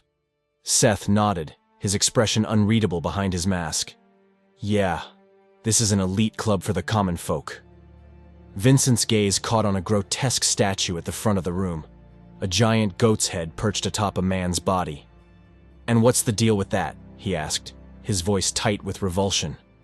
Seth shrugged, his shoulders rippling beneath his suit. I don't know. It's a Louis C. thing. He's into weird shit. Is he going to come out and do some kind of speech? Vincent asked, his eyes darting around the room. Seth's laughter was muffled by his mask, the sound eerie and unsettling. He usually doesn't. I don't ever know if he's here. He tapped the side of his mask, his voice a conspiratorial whisper. You know, cause of the masks. Vincent nodded, his throat suddenly dry. Right, the masks. Seth clapped him on the shoulder, his grip tight and unyielding. This is a socializing event for us to get to know each other and to have fun. Quinn appeared at Vincent's side, his eyes glassy with alcohol. Vinny, any one of these ladies are up for grabs. Get them while they're hot. He danced off, his body moving in time with the music as he pursued a scantily clad server. Vincent smirked, his eyes scanning the room. I'm going to get a drink, he said, his voice barely audible over the pounding beat. Seth nodded, his attention already elsewhere. Cool. As Seth and the horsemen disappeared into the throng of dancers, Vincent made his way to the bar, his mind racing with 1,000 questions. What am I doing here? He muttered under his breath, his fingers clenching around the edge of the bar. I didn't just fight across the world to end up with these scumbags. The bartender appeared before him, his sudden presence startling Vincent from his thoughts. Can I get you something? The bartender asked, his voice a bored drawl. Vincent swallowed hard, his mouth dry as sandpaper. Yeah, just a club soda.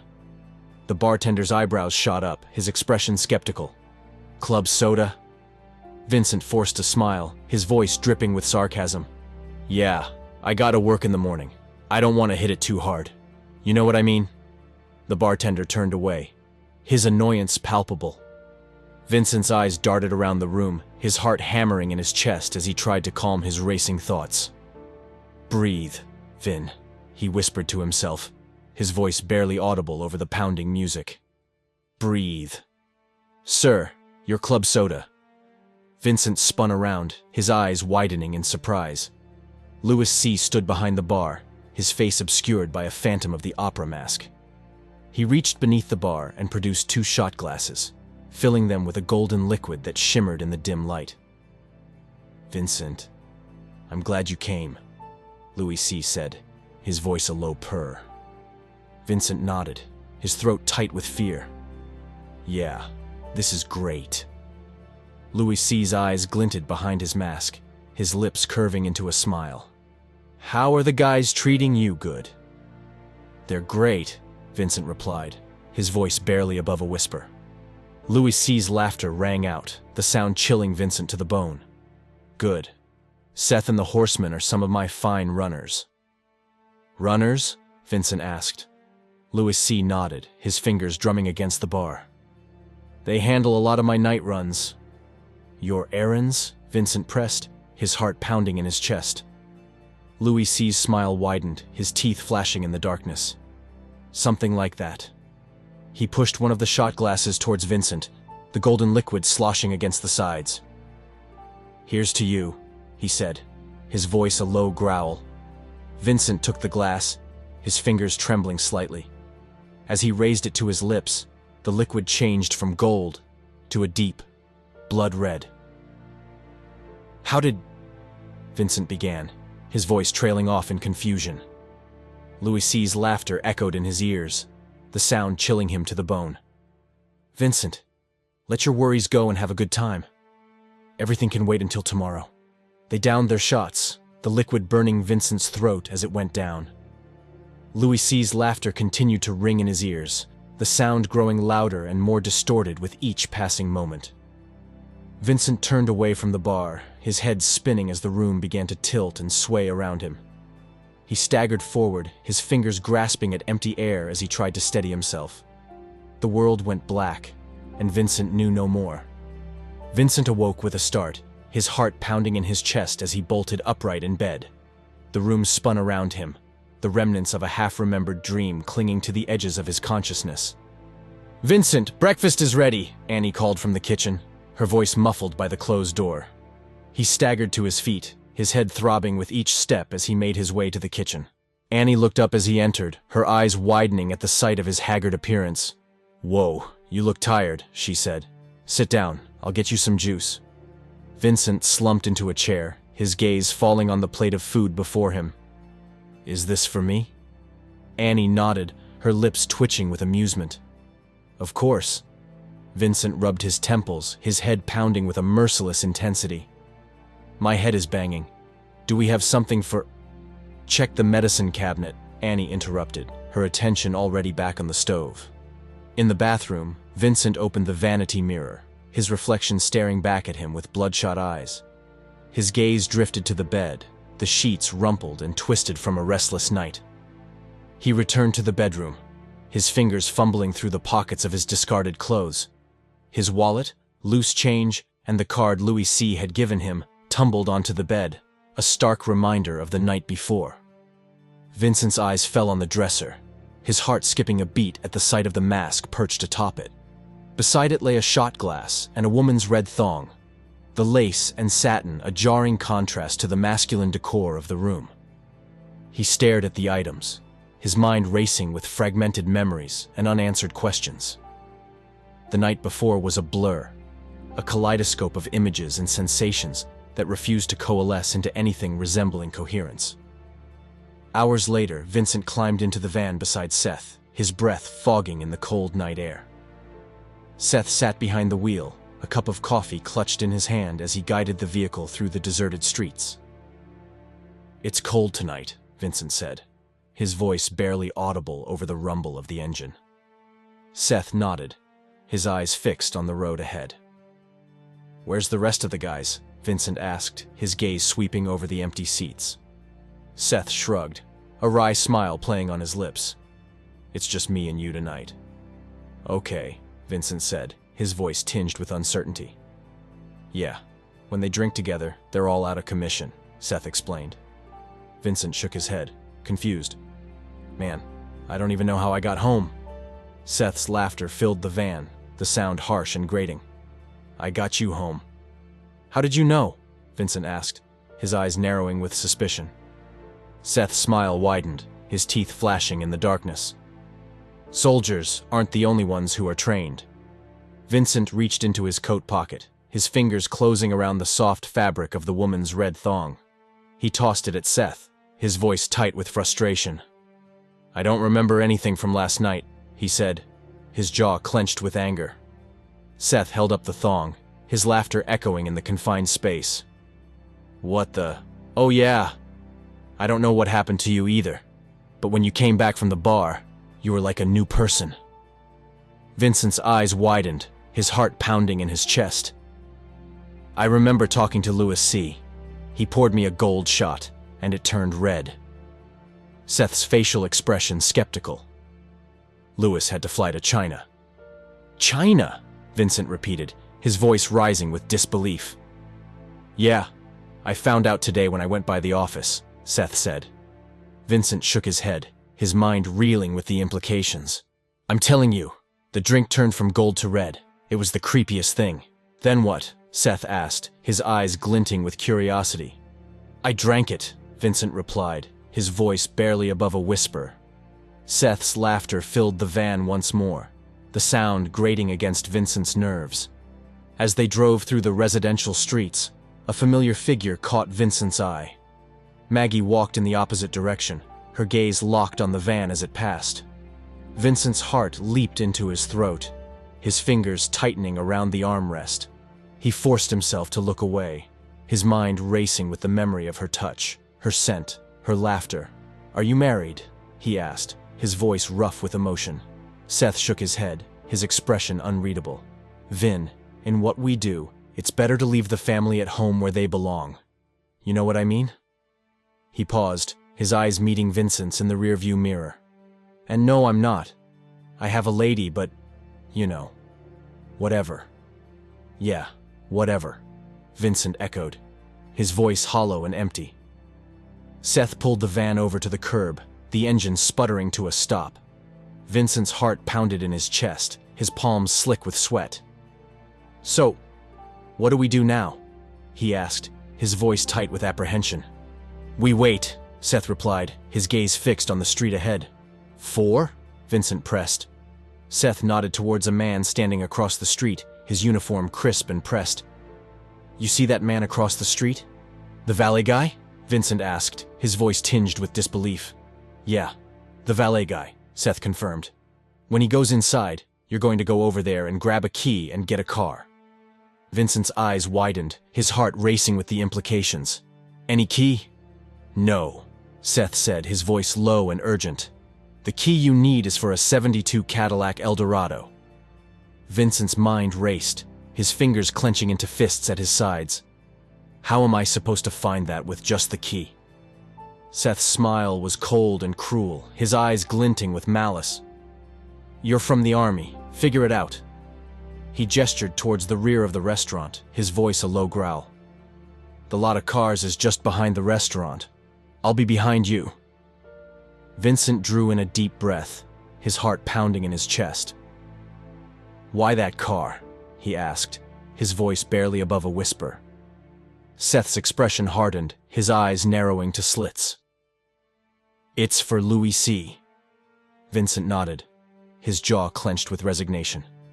Just like everything else, he muttered, his voice heavy with the weight of his newfound knowledge. He stepped out of the van, his footsteps heavy against the pavement as he made his way towards the valet stand. His mind raced with 1,000 questions, his heart heavy with the burden of his choices. The valet guy, a scrawny teenager with a mop of unruly hair, ambled towards the key booth, his movements sluggish in the chill of the night air. He slipped the keys inside, the metal clinking against the wooden surface, and disappeared into the restaurant, the door swinging shut behind him. In the van, Seth's eyes glinted with anticipation, his voice a low growl. Okay, Vincent, time to work. Vincent slipped out of the vehicle, his heart pounding in his chest as he crossed the street, his footsteps echoing in the stillness. He paused before the key booth, his gaze darting to Seth, who watched him with a hawk-like intensity. With a deep breath, Vincent yanked open the booth, his fingers trembling as he bent down to rifle through the keys. Okay, caddy, where are you? He muttered under his breath, his voice tight with tension. Fuck, what am I doing? Lincoln, Buick, Chevy. His hand dipped lower, his fingers brushing against the cool metal of the Cadillac key. Got it, he breathed, his heart leaping with triumph. But as he reached for the key, his eyes fell on another, identical in every way. You gotta be kidding me, he groaned, his stomach twisting with dread. He snatched both keys, his jaw clenched with determination as he straightened up, his gaze locking with Seth's. A silent nod passed between them, a wordless acknowledgement of the task at hand. Vincent made his way towards the lot, his steps measured and deliberate. The parking lot stretched before him, a sea of gleaming metal and polished chrome. He scanned the rows of cars, his eyes searching for the telltale lines of the Cadillac.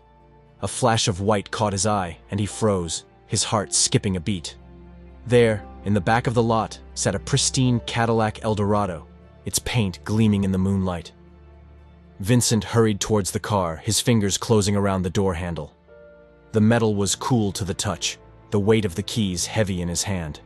He slid into the driver's seat, his eyes darting to the 2 keys that lay in his palm. "Okay, which one of you is the one?" he muttered. The crunch of gravel startled him from his thoughts, and he ducked down, his heart racing as the valet guy strode past the Cadillac. Vincent squeezed his eyes shut, his breath coming in short, sharp gasps. The roar of an engine shattered the silence, and Vincent's eyes flew open, his gaze locked on the rearview mirror. The valet guy drove past, a cloud of dust billowing in his wake. With trembling fingers, Vincent jammed the first key into the ignition, his heart sinking as it refused to budge. He yanked it out, his jaw clenched with frustration, and reached for the second key. The engine sputtered and coughed, the sound like a gunshot in the stillness. "Come on," Vincent pleaded, his voice a hoarse whisper. He closed his eyes, his fingers curling around the steering wheel as he drew in a deep, steadying breath. "Okay," he murmured, his voice barely audible over the pounding of his heart. His hand drifted to the dashboard, his fingers tracing the smooth lines of the wood grain. "I know you got it in you," he whispered, his voice a low, urgent rasp. "Just get me going." He turned the key again, his breath catching in his throat as the engine roared to life. A grin split his face, and he rubbed the dashboard twice, a silent thanks to the car that had saved his skin. With a quick check of the mirrors, Vincent eased the Cadillac out of the parking lot, his heart pounding with a heady mix of fear and exhilaration. Seth's van led the way, the taillights a beacon in the darkness. They turned onto a narrow dirt road, the trees pressing in on either side like silent sentinels. Vincent's foot pressed down on the accelerator, the engine humming with power as he sped up, the distance between the 2 vehicles closing with each passing second. The sudden flash of red and blue lights in the rearview mirror sent a jolt of panic through his veins. Vincent eased off the gas, his heart hammering in his chest as he pulled over to the side of the road. The police officer, a young man in his mid-20s with a square jaw and a no-nonsense demeanor, strode towards the Cadillac, his flashlight cutting through the darkness. "License and registration," he barked, his voice sharp and commanding.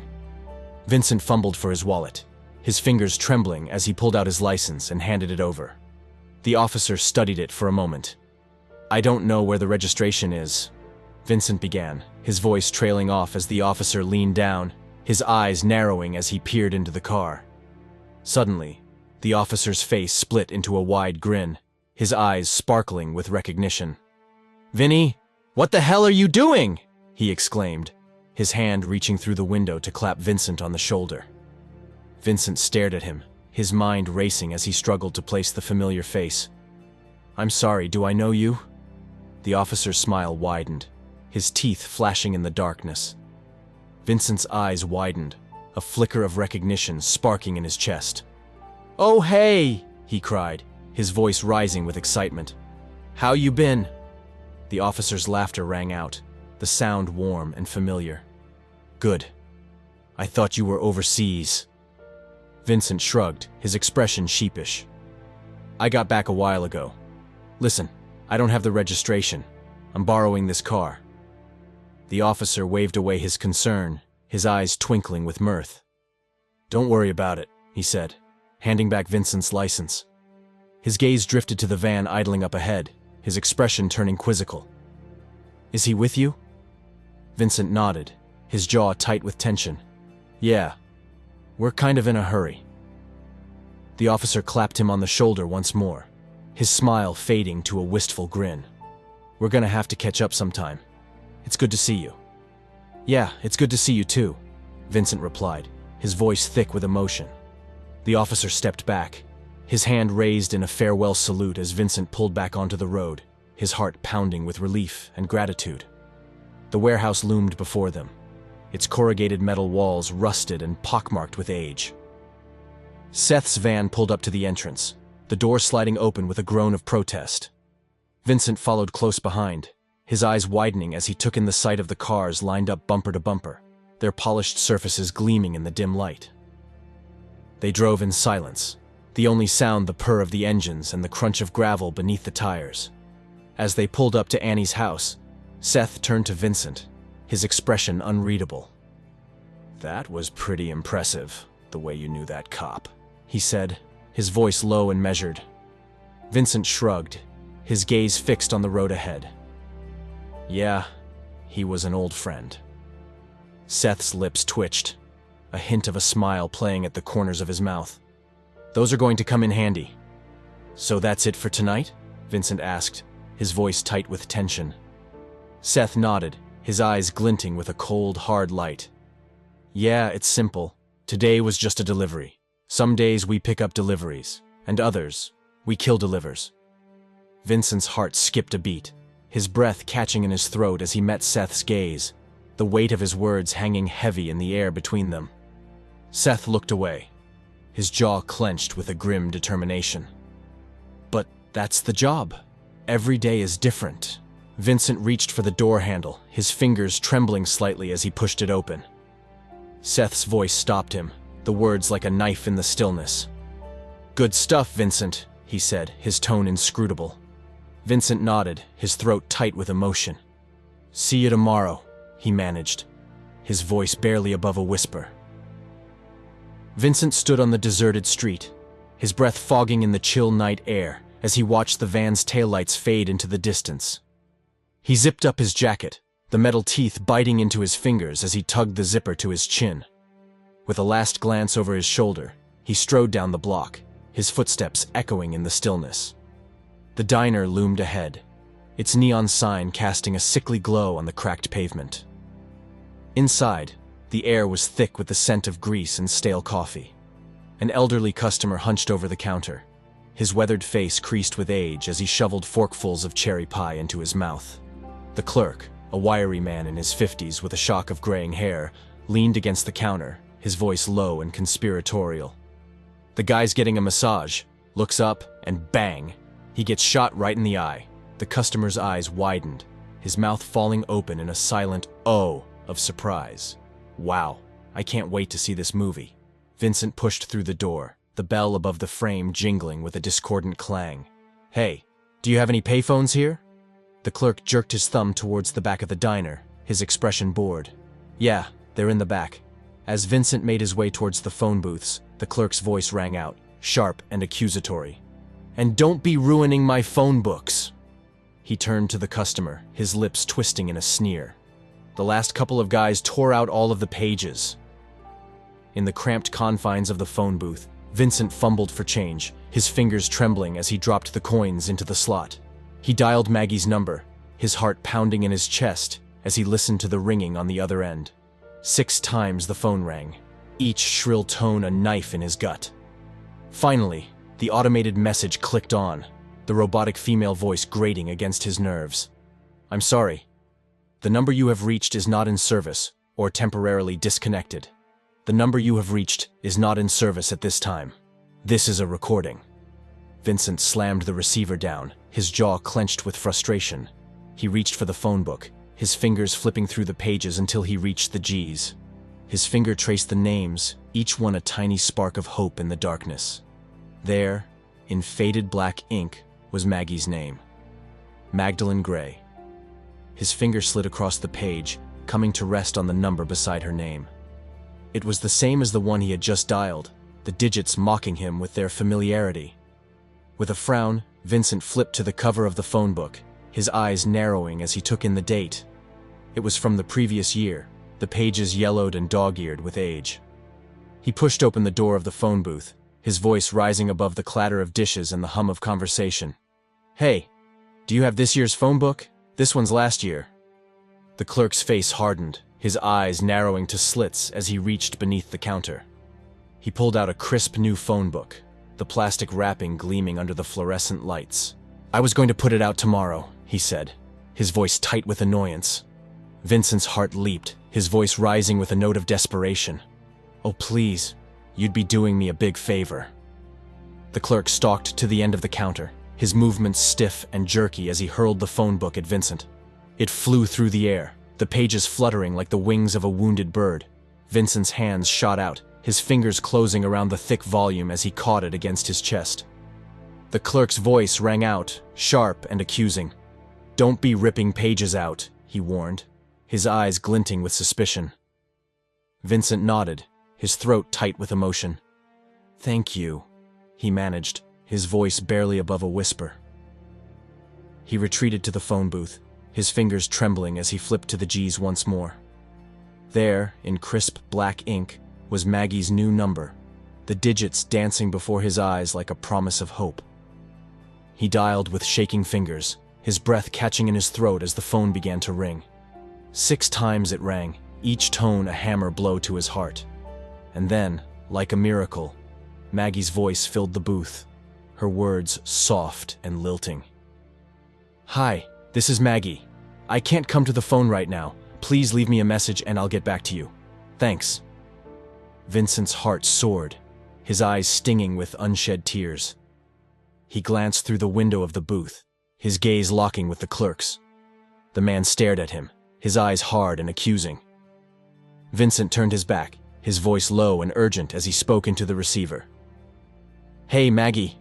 It's Vincent. I've been trying to reach you for a couple of days now. I want to see you. Just give me a call when you can. He paused, his throat tight with emotion. Bye, he whispered, the word barely audible over the pounding of his heart. With a trembling hand, he reached out and tore the page from the phone book, the paper ripping with a dull rasp. He folded it carefully, his fingers smoothing the creases as he tucked it into his pocket. It was a small thing, that scrap of paper, but it held the promise of something more, a glimmer of hope in the darkness that threatened to consume him. The first light of dawn crept through the windows of Max's house, casting a soft glow on the hardwood floors. Max padded towards the window, his bare feet silent against the worn planks. He wore pajama pants and a faded t-shirt, the fabric soft and wrinkled from sleep. A clatter at the window startled him from his thoughts, and he froze, his heart pounding in his chest. With cautious steps, he approached the window, his fingers trembling as he pushed aside the curtains and peered out into the gray light of morning. There, on the street below, stood Vincent, a 6-pack of beer dangling from one hand and a brown paper bag clutched in the other. His face split into a wide grin as he caught sight of Max, his eyes sparkling with mischief. Minutes later, they sat side by side on the front porch stairs, the smell of blueberry pie mingling with the crisp scent of the morning air. Max took a swig of his beer, the cold liquid burning his throat as he swallowed. "Where'd you get the pie this late?" he asked, his voice rough with sleep. Vincent shrugged, his fork hovering over the flaky crust. "That diner down the street from Ma's house." Max's eyebrows shot up, his expression quizzical. "What were you doing there?" Vincent's smile faltered, his eyes growing distant. "I was calling Maggie." "What did she say?" Max asked, his voice low and concerned. Vincent shook his head, his jaw clenched tight. "Nothing. I couldn't get a hold of her. I had the feeling I had the wrong number." Max leaned back, his elbows resting on the step behind him. "And?" Vincent reached into his pocket, his fingers closing around a scrap of paper.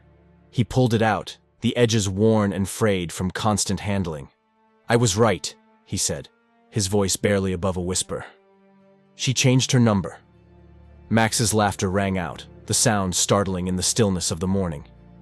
"Ooh, and she didn't tell you?" Vincent chuckled, his shoulders shaking with mirth. "No." He paused, his expression growing serious. "I don't know, it might be nothing." Max grinned, his eyes twinkling with amusement. "Or not."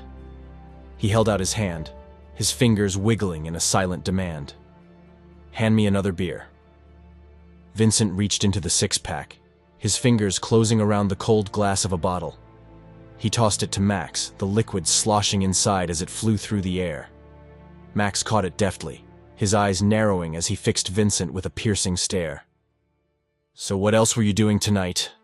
Vincent's smile faded, his gaze dropping to the ground. "Work," he said, his voice barely audible.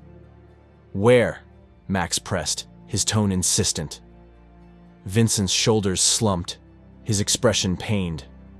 "You're not going to like my answer." Max nodded, his jaw tight with tension. "It's all right. Just tell me." Vincent drew in a deep breath, his words coming out in a rush. I was with a guy named Seth. Max's face hardened, his eyes flashing with anger. Vincent held up his hands, his voice pleading. I told you, you weren't going to like my answer. Max sighed, his expression softening. You're right. You're old enough to make your own decisions. He paused, his voice low and measured. So why did you decide to work for those guys? Vincent's eyes grew distant, his voice thick with emotion. Felix. Max froze, his fork hovering over the pie. He set it down carefully, his movements slow and deliberate. Felix died because he was associated with those guys, he said, his voice barely above a whisper. Vincent nodded, his eyes shimmering with unshed tears. I know. But I have to do something. I've seen all my friends die in Nam, and as soon as I come back, he gets murdered while I'm with him. He paused, his throat working as he struggled to find the words. I can't let his death be on my conscience. He was family.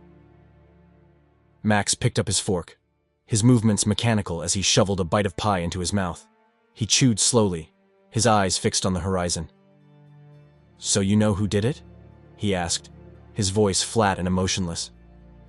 Vincent nodded, his jaw clenched tight. Yeah. And? Vincent's eyes flashed with a cold, hard light. And he's gonna get what's coming to him. He gathered up his trash, his movements stiff and jerky as he rose to his feet. I'm gonna leave you these beers. Cool? Max nodded, his expression unreadable. Yeah, cool.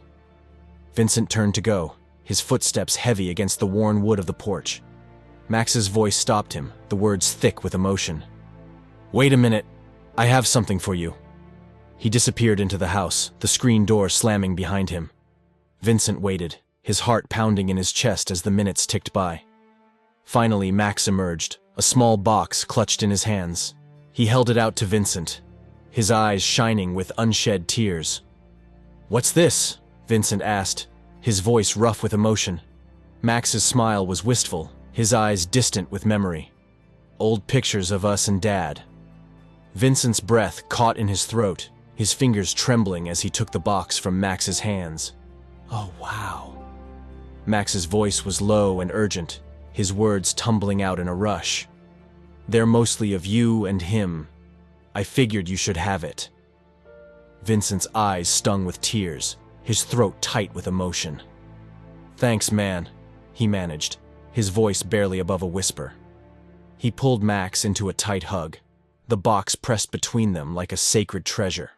Max clung to him, his fingers digging into Vincent's back as though he never wanted to let go. Finally, they pulled apart, their eyes shining with unshed tears. Vincent made his way down the stairs, his footsteps heavy against the pavement. Thanks for coming over, Max called after him, his voice thick with emotion. Vincent turned, a small smile playing on his lips. Of course, this was good. We should do this more. Max nodded, his expression wistful. Yeah, let's. He paused, his eyes searching Vincent's face. Get some sleep. Vincent's laughter rang out, the sound startling in the stillness of the morning. Huh, that would be nice? He raised his hand in a silent farewell, his voice soft and low. Night. Night, Max echoed, his voice barely audible over the pounding of his heart. He watched as Vincent disappeared into the gray light of dawn, his shoulders hunched against the chill of the morning air. With a heavy sigh, he gathered up the beers and the trash, his movements slow and deliberate as he made his way back into the house. The screen door slammed behind him, the sound like a gunshot in the stillness. And then, there was only silence, broken by the distant chirping of birds and the soft rustle of leaves in the breeze. Vincent sat on the worn sofa in Annie's living room, his body clad in loose, comfortable clothes. The box Max had given him rested on his lap, its contents a treasure trove of memories from a life that seemed like a distant dream. He lifted the lid with trembling fingers, his heart pounding in his chest as he pulled out a stack of faded photographs. He flipped through them slowly, each image a window into a past he had thought long forgotten. One picture caught his eye, and he paused, his breath catching in his throat. It was a snapshot of himself and Max, their faces young and carefree, their eyes shining with the innocence of youth. Vincent's lips curved in a wistful smile, his fingers tracing the edges of the photograph with a feather-light touch. He set it aside, his attention drawn to the next image in the stack.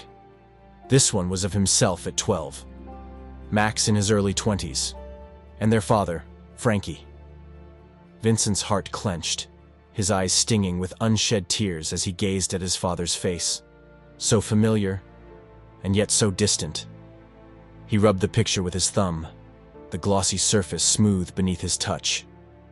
With a sigh, he placed it on the cocktail table, his attention already drifting to the next photograph. It was a picture of himself as a teenager, his body wiry and lean as he shadowboxed with his father. The image blurred before his eyes, and suddenly, he was there, back in the boxing gym, the scent of sweat and leather filling his nostrils. His father stood before him, his body coiled with the strength and power of a seasoned fighter. Frankie's voice was low and urgent, his words a mantra that would stay with Vincent for the rest of his life. "Remember to always keep this hand up," Frankie said, his fingers gripping Vincent's left arm and raising it until it was level with his face. "This acts as a guard. You need this to protect you. This way, when they throw a hard right, this arm." He grabbed Vincent's left arm, his grip firm and reassuring. "We'll be here to stop it. Then you can powerhouse to the face or chest." Frankie paused, his eyes searching Vincent's face with an intensity that made the young man's heart race. "You have to remember to protect yourself at all times. You have to watch your own back, 'cause if you don't, no one will." He drew in a deep breath, his voice softening. "I'm not going to be around forever, Vin. It's important you do this in and outside of the ring." Vincent nodded, his throat tight with emotion. "You hear me?" Frankie asked, his voice barely above a whisper. "Yes, Pop," Vincent managed, his voice cracking with the weight of his father's words. Frankie's face split into a wide grin, his eyes crinkling at the corners. "Good boy." He stepped back, his body falling into a fighting stance. "All right, let's go one more round." Vincent blinked, the memory fading as quickly as it had come. He sat on the sofa, the photograph clutched in his hand, his eyes shimmering with unshed tears. "Vincent, what are you doing up so early?" Annie's voice startled him from his thoughts, and he jumped, the picture fluttering from his grasp. "Oh hey Ma," he said, his voice rough with emotion. "Max gave me a box of old pictures." He held out the stack, his fingers trembling slightly as Annie took them from his hand. She flipped through them slowly, her face softening with each passing image. "Oh wow. Look how good-looking your father was," she breathed, her eyes distant with memory. "You look like him. These are great." She handed the pictures back to Vincent, her expression turning brisk and businesslike. "I'm gonna make some breakfast." Vincent nodded, his mind already drifting to the past once more. "Okay, let me put these in my room, and I'll come help you." He gathered up the box, his footsteps heavy as he made his way to the bedroom. With careful hands, he placed the box on his dresser, his fingers lingering on the worn cardboard for a moment, before he pulled out the picture of himself and his father shadowboxing. He tucked it into the frame of his mirror, the edges curling slightly with age. His reflection stared back at him, his eyes bright with a fierce determination that he hadn't felt in years. Hours later, Vincent sat in the passenger seat of Seth's van, his stomach churning with a sickening sense of unease. Seth sat beside him, a half-eaten sandwich clutched in his hand as he steered the vehicle through the darkened streets. The horsemen lounged in the back, their faces shadowed and menacing in the dim light. Vincent's skin crawled with the knowledge of what they were capable of. "Are you okay?" Seth asked, his voice cutting through the silence like a knife. "You don't look so good." Vincent shrugged, his jaw clenched tight. "My stomach's a little, I must have eaten something." He paused, his eyes darting to the side mirror, where the reflection of the city lights danced and flickered. "What are we doing today?" Seth's smile was cold and cruel, his teeth flashing in the darkness. "Well, I am staying in the van. You just got to get some money from some guy." Vincent's heart skipped a beat, his palms slick with sweat. Not like last time, right? Seth's laughter was harsh and grating, the sound setting Vincent's teeth on edge. No, it shouldn't be. Shouldn't be? Vincent repeated, his voice rising with a note of desperation. Seth shrugged, his expression unreadable. I can't predict what's going to happen.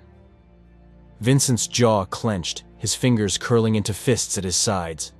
It seems like Louis C. screws over innocent people. Yeah, that may be true, Seth admitted, but at the end of the day, nothing is free. He pulled the van over to the curb, his eyes fixed on a Vietnamese restaurant across the street. Vincent followed his gaze, his stomach twisting with dread. What am I looking at?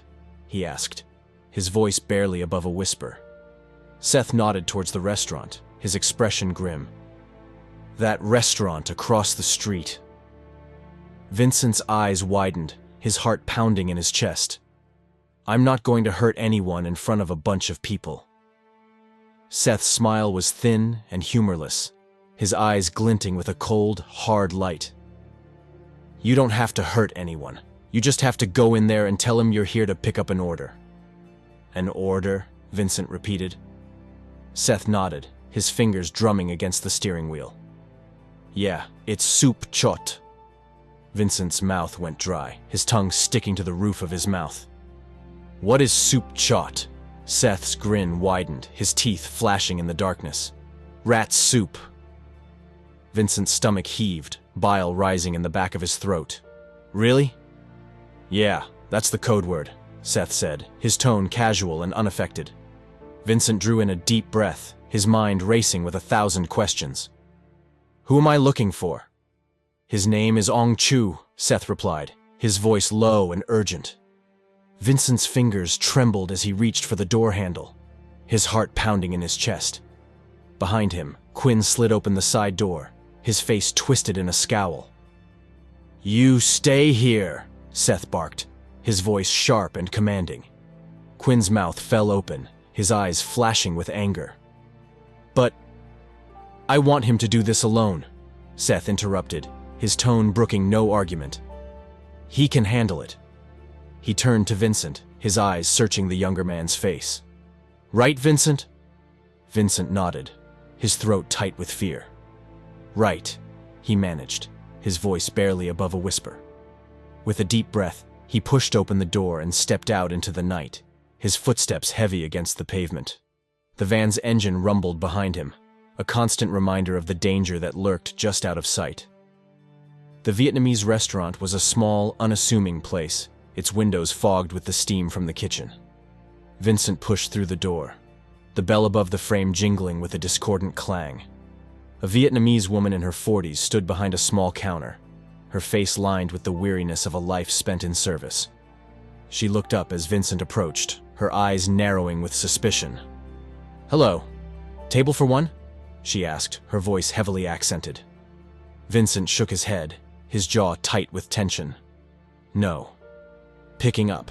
The woman nodded, her expression unreadable. In the back. Thank you, Vincent murmured, his footsteps heavy as he made his way through the restaurant. The tables were sparsely populated, a few couples huddled together over steaming bowls of pho. Vincent's eyes darted from face to face, his heart pounding in his chest as he approached the long counter at the back of the room. Ong Chu, a Vietnamese man in his mid-40s, stood behind the counter, his hands moving with practiced ease as he packaged to-go orders. A little girl, no more than 7 years old, sat on a chair beside him, her hair a wild tangle of curls, her eyes wide and curious. Vincent's throat tightened, his palms slick with sweat as he cleared his throat. Hi, I'm here to pick up an order. Ong Chu turned to the packaged orders, his movements brisk and efficient. What's your order? Vincent's gaze drifted to the little girl, his heart clenching at the sight of her innocent face. She smiled at him, her eyes sparkling with mischief, and he couldn't help but smile back. Soup short, he said, the words heavy on his tongue. Ong Chu's hands stilled, his back stiffening with tension. He turned to the little girl, his voice sharp and urgent as he spoke in rapid Vietnamese. Lai, go to your mother now. The little girl slid from her chair, her tiny feet pattering against the tile as she made her way around the counter. Vincent's eyes locked with hers, a silent plea passing between them as she disappeared into the front of the restaurant. Ong Chu's hand dipped beneath the counter, his movements quick and furtive. Vincent's heart raced, his fingers twitching towards the gun at his waist. In a blur of motion, Ong Chu spun around, a shotgun clutched in his hands. The barrel was leveled at Vincent's chest, the man's eyes blazing with a mixture of fear and desperation. "You can't keep doing this," he spat in Vietnamese, his voice trembling with emotion. "I have a family. Every month, I can't afford it." Vincent's mind reeled, the restaurant fading away as he was transported back to a different time, a different place. He was in Vietnam, a gun pointed at his face, his team surrounding him with their weapons drawn. The Vietnamese man's wife and daughters cowered in the corner, their eyes wide with terror. The man stood behind a small table, his gun trained on Vincent's head. "Move again, I'll kill you," he warned in Vietnamese, his voice shaking with fear. "Move again." Vincent's heart pounded in his chest, his palms slick with sweat. "I told you we don't want no trouble," he said, his voice low and urgent. Mills, his second in command, nodded in agreement. "That's right. We're here to help." Vincent's jaw clenched, his mind racing as he searched for a way out. "Listen, sir, I'm going to put down my weapon." He lowered his gun to the ground, his movements slow and deliberate. "Look, see, I have no weapon. I'm going to get some water out of my bag." He unzipped his duffel bag, his fingers trembling as he pulled out a jug of clean water. He set it on the table, his eyes never leaving the Vietnamese man's face. "Clean water. See?" he said, his voice soft and reassuring. The man shook his head, his eyes wild with panic. "No, no, no! As soon as I put down my gun, you're going to shoot me and my family."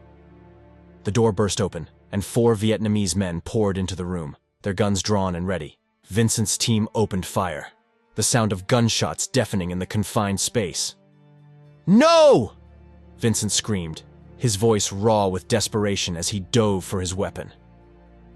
But it was too late. The Vietnamese man crumpled to the ground, his lifeless eyes staring up at Vincent as the world faded to black. Back in the restaurant, Vincent's grip tightened on his Colt .45, his finger hovering over the trigger. He drew in a deep breath, his mind racing as he searched for the right words. "Listen," he said in Vietnamese, his voice low and urgent. "I don't want to hurt you or your family. I need to collect today's debt. I promise you this will be the last time." Ong Chu's eyes widened, his grip on the shotgun loosening slightly. Vincent's heart pounded in his chest, his breath coming in short, sharp gasps. "I give you my word," he said, his voice barely above a whisper. For a long moment, they stared at each other, the air between them thick with tension. And then, slowly, Ong Chu lowered his shotgun, his shoulders slumping with defeat. Vincent's hand trembled as he tucked his gun back into his waistband, his eyes never leaving Ong Chu's face. He turned on his heel, his footsteps heavy as he made his way out of the restaurant and into the night. The van was waiting for him, the engine idling softly. Vincent yanked open the door, his jaw clenched tight as he threw a white envelope at Seth's feet. "All right, you did good, Vincent," Seth said, his voice a low, satisfied purr. But Vincent wasn't listening. His mind was 1,000 miles away, lost in the memories of a war he had never truly left behind. "Let's go," he snapped, his voice thick with anger and disgust. And then they were moving, the van rumbling through the darkened streets, the night closing in around them like a shroud. Vincent stared out the window, his eyes unseeing, his heart heavy with the weight of his choices. He had sold his soul to the devil, and now there was no turning back. Vincent crept into Annie's room, the door creaking softly as he eased it open. His mother lay sleeping, her face peaceful in the dim light. He watched her for a moment, his heart heavy with the weight of his secrets. In the kitchen, he poured himself a glass of water, the clear liquid sloshing against the sides as he raised it to his lips.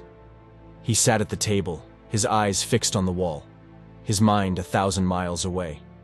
Restless, he wandered into the dining room, his fingers fumbling with the buttons of his shirt, He shrugged out of his clothes, laying them over the back of a chair with a weary sigh. The water was cool against his throat, a momentary respite from the heat that burned in his veins.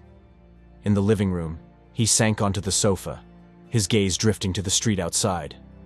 The night stretched on, the hours bleeding into one another, as he sat, motionless and silent. Dawn broke, the sun's rays creeping across the floor, like a thief in the night. Vincent watched as the world came to life, his eyes hollow and empty. The convenience store was quiet, the shelves stocked with brightly colored packages and gleaming bottles. Vincent followed the others inside, his heart pounding in his chest as Seth hefted a baseball bat in his hands. "Let's go, everyone! Get out!" Seth barked, his voice sharp and commanding. The customers scattered like leaves in the wind, their faces pale with fear. Quinn stood at the front doors, his smile cruel and twisted. The old man behind the counter stared at them, his eyes wide with terror. "Seth, you're early," he stammered, his voice shaking. "I have another week before I owe anything." Seth's grin widened, his teeth flashing in the fluorescent light. "Let's go out back." Barlow shoved past the old man, his hands rough and calloused as he dragged him towards the back exit. The others followed, their footsteps heavy against the linoleum. Vincent lingered at the back door, his hand on the knob, his heart in his throat. Through the crack, he could see Seth, the baseball bat rising and falling, the old man's cries echoing in the alley. "Vincent!" Seth's voice was sharp, cutting through the night like a knife.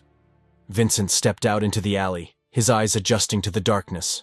Seth stood before him, his shirt discarded, his hands slick with blood.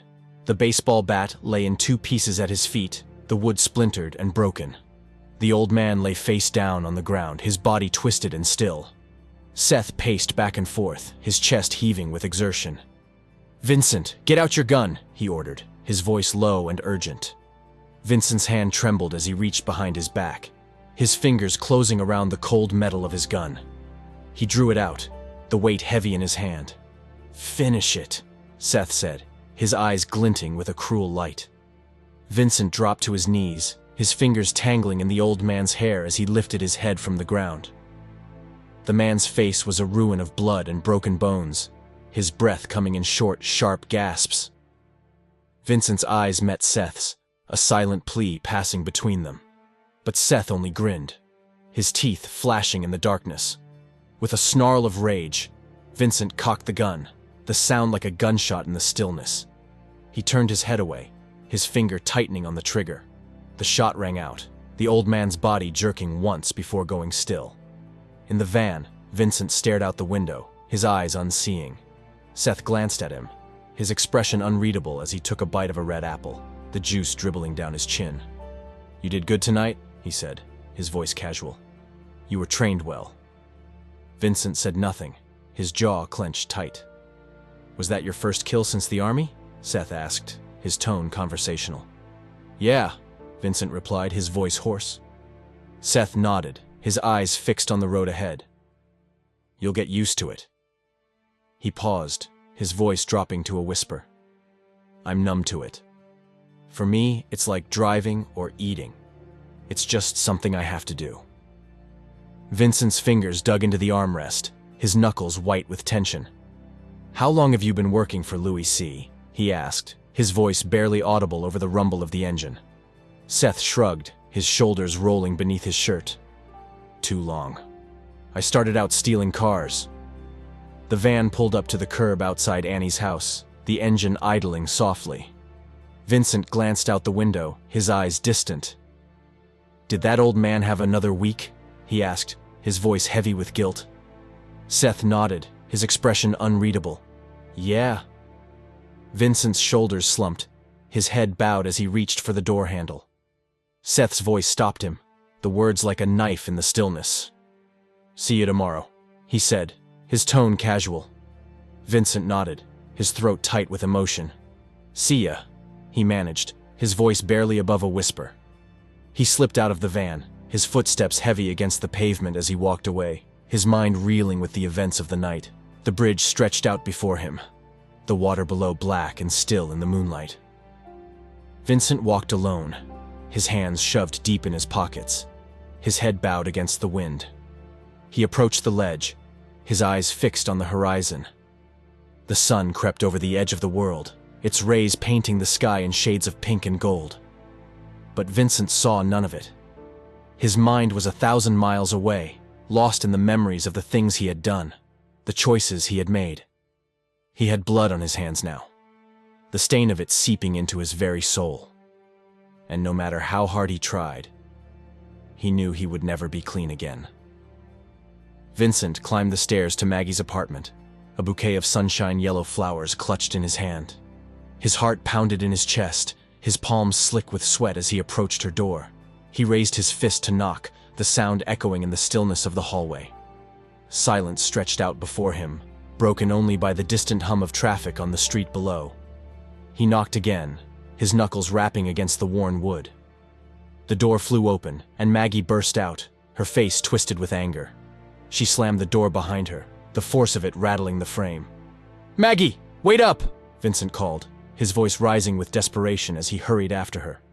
She stormed down the stairs, her footsteps heavy against the worn carpet. "I'm late," she snapped, her voice tight with tension. Vincent caught up to her, his long strides matching her furious pace. He thrust the bouquet towards her, the flowers trembling in his grip. "These are for you," he said, his voice soft and pleading. Maggie snatched the flowers from his hand, her fingers crushing the delicate stems. Vincent's eyes searches her face for some hint of the warmth he had once known. "Is everything all right?" he asked, his voice barely above a whisper.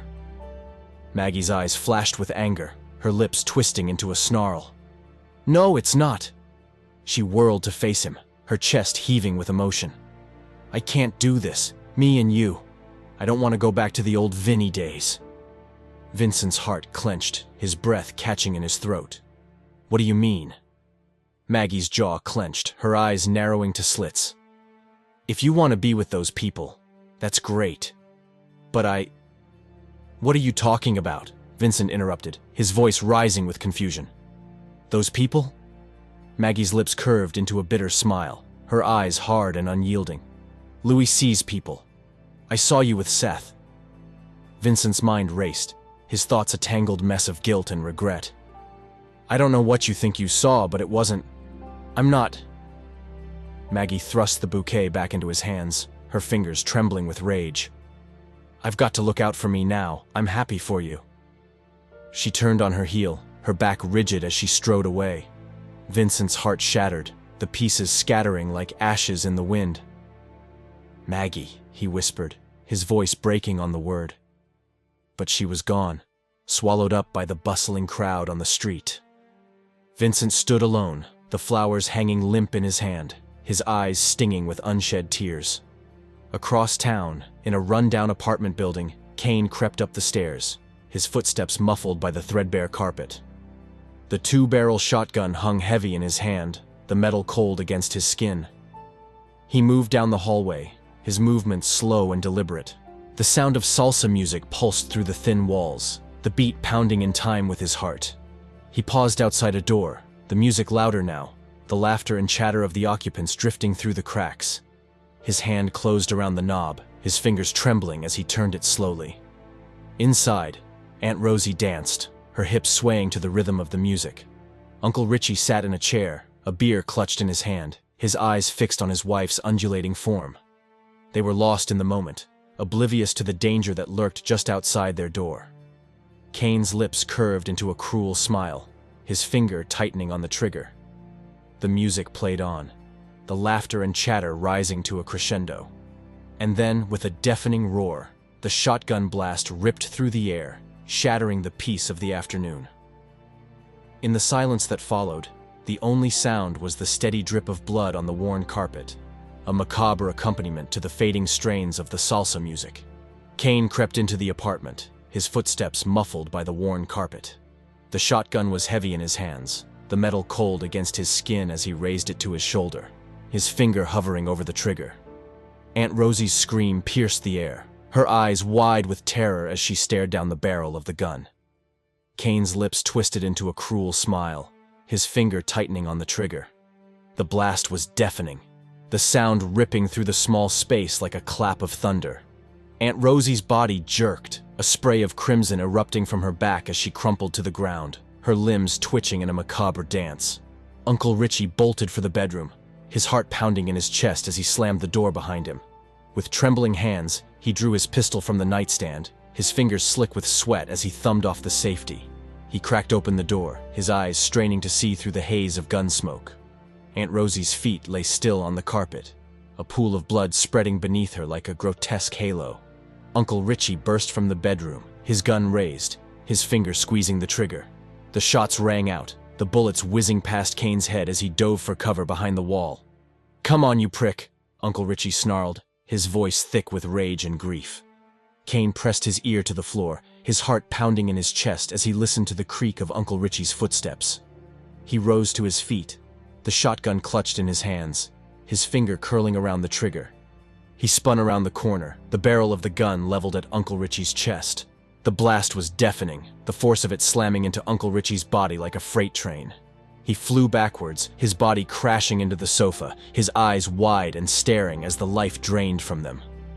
Kane stood over the bodies, his chest heaving with exertion, his eyes cold and empty. In the bedroom, little Emil huddled in the corner, his hands pressed over his ears, his eyes squeezed shut against the horror that had invaded his home. The cemetery was a sea of black. The mourners gathered around the twin caskets that held the bodies of Aunt Rosie and Uncle Richie.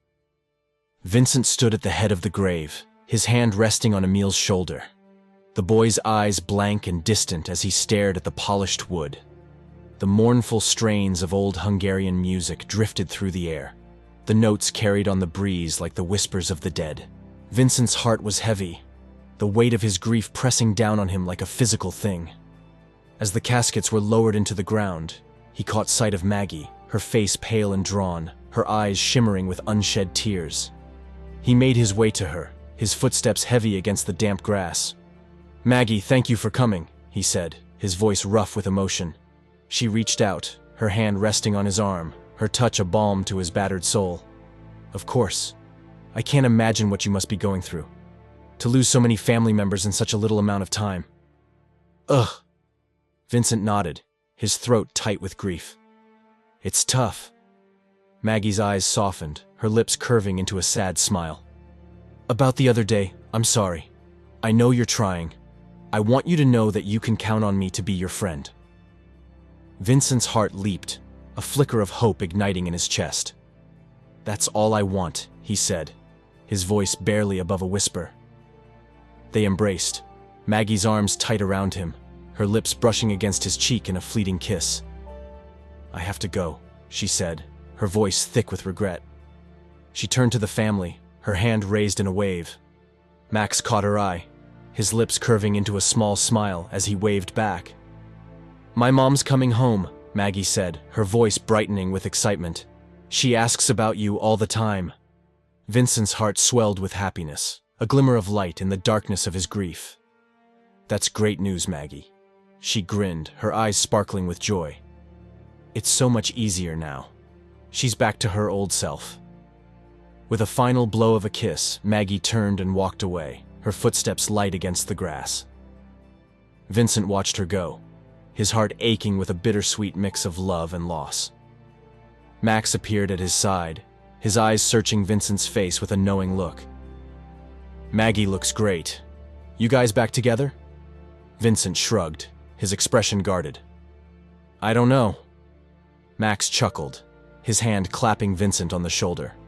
"Women, come on, let's go eat."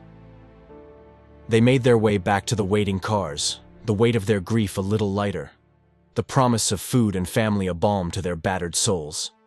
But even as they walked, Vincent's mind was far away, lost in the memories of those he had loved and lost.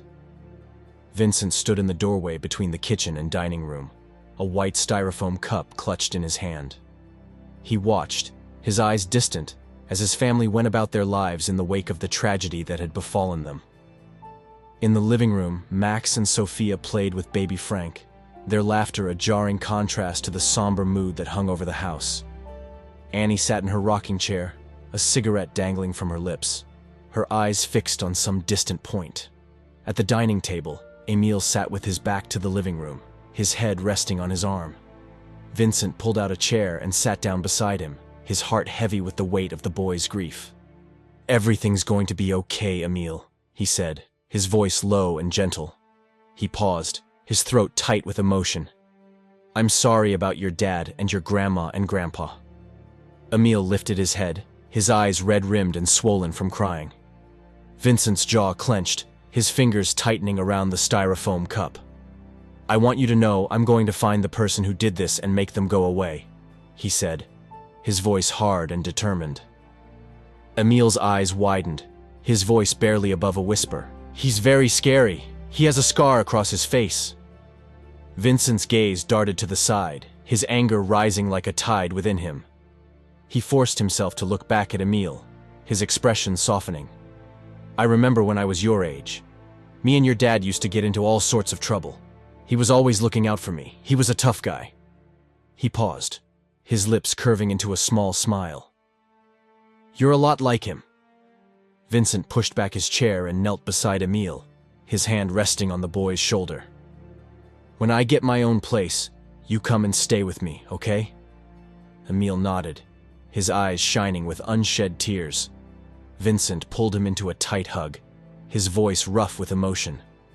"You stay tough, Emil, and remember what I said. Everything is going to be okay." He rose to his feet, his footsteps heavy as he made his way through the living room. Annie looked up, her brow furrowed with concern. "Vincent, where are you going?"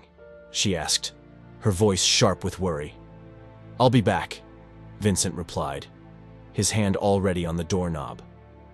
Max's voice rang out, his tone a warning. "You be careful."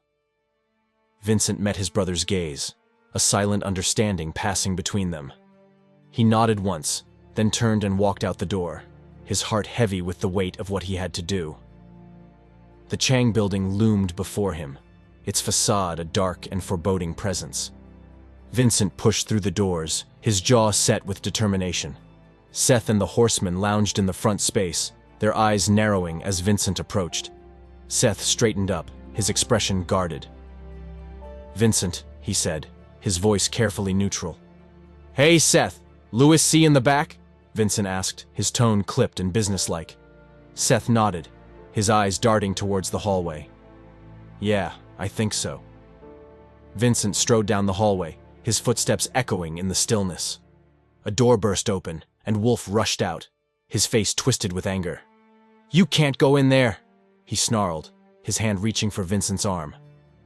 But Vincent pushed past him, his mind focused on the task at hand. He burst into Louis C.'s office, his eyes blazing with fury. Louis C. sat on the floor, his legs crossed, his palms facing upward. His chest was bare, the tribal tattoos that covered his skin glistening with sweat. His hair was tied back in a tight braid, his eyes closed in meditation. At the sound of Vincent's entrance, his eyes snapped open, his expression unreadable. Wolf appeared behind Vincent, his face twisted with worry. "Louis," he said, his voice tight with tension. Louis C. raised his hand, his eyes never leaving Vincent's face. Wolf backed out of the room, the door clicking shut behind him. Louis C. rose to his feet, his movements fluid and graceful. He grabbed a red towel from his desk and patted himself dry, his eyes glinting with amusement. "Who do we owe the pleasure of your graceful visit?" he asked, his voice a low purr. Vincent's jaw clenched, his hands curling into fists at his sides. "I think you know who." Louis C.'s eyes widened, his lips curving into a mocking smile. He sat down behind his desk, his fingers steepled beneath his chin. "Look, everyone is in control of their own actions. Whomever has caused you to come down here in such a rage, I can assure you it was out of my control," he said, his voice smooth and silky. Vincent slammed his fist down on the desk, his eyes blazing with fury. "That's bullshit! You know damn well why I'm down here." He paused, his chest heaving with emotion. "I need a couple of things from you." Louis C.'s smile widened, his head lowering as he raised his hands in a gesture of surrender. "First, you can wipe that fucking look off your face," Vincent snarled, his voice trembling with rage. "Second, those guys out there are going to operate under me. Third, no more tests. I know I can do the job. Hell, you know I can do the job." and finally you can tell me where Kane is. And so help me God." Louis C's laughter rang out, the sound chilling Vincent to the bone. "You don't have to worry about God helping you because I'm here for you, Vincent. I've always been here for you. You take what you want, who you want. As far as where Kane is, that's for you to find." Vincent turned on his heel, his footsteps heavy as he made his way towards the door. Louis C's voice stopped him, the words like a knife in the stillness. "I have faith in you, Vincent," he said, his tone inscrutable. Vincent glanced back over his shoulder, his eyes hard and unyielding. Louis C's smile widened, his teeth flashing in the dim light. "We all do," he said, his voice a low, menacing growl. Vincent pushed through the door, his heart pounding in his chest as he strode back into the front space. Seth and the horsemen looked up, their expressions wary. "Seth, guys, I got something I need you to be a part of," Vincent said, his voice tight with tension. Seth straightened up, his eyes narrowing with suspicion. "All right, let's do it. What do you need?" Vincent's jaw clenched, his eyes blazing with a cold, hard light. "I'm looking for Kane." Seth and the horsemen exchanged a glance, their expressions unreadable. Vincent's heart skipped a beat, his breath catching in his throat. "You guys know where he is?" he asked, his voice barely above a whisper. The horseman building was a hive of activity, the air thick with tension as Seth and his crew gathered around the table. A homemade map of an abandoned building lay spread out before them, the lines and symbols a cryptic code that only they could decipher. Vincent emerged from the shadows, his body clad in black from head to toe, a bulletproof vest strapped tightly to his chest. He moved with a predatory grace, his eyes fixed on the map as he approached the table. "Okay, tell me what we've got here," he said, his voice low and urgent. Seth's finger traced the lines of the map, his eyes narrowed with concentration. "The bottom floors are still abandoned. There may be one or two guys around. Everyone stays at the top in the penthouse suite."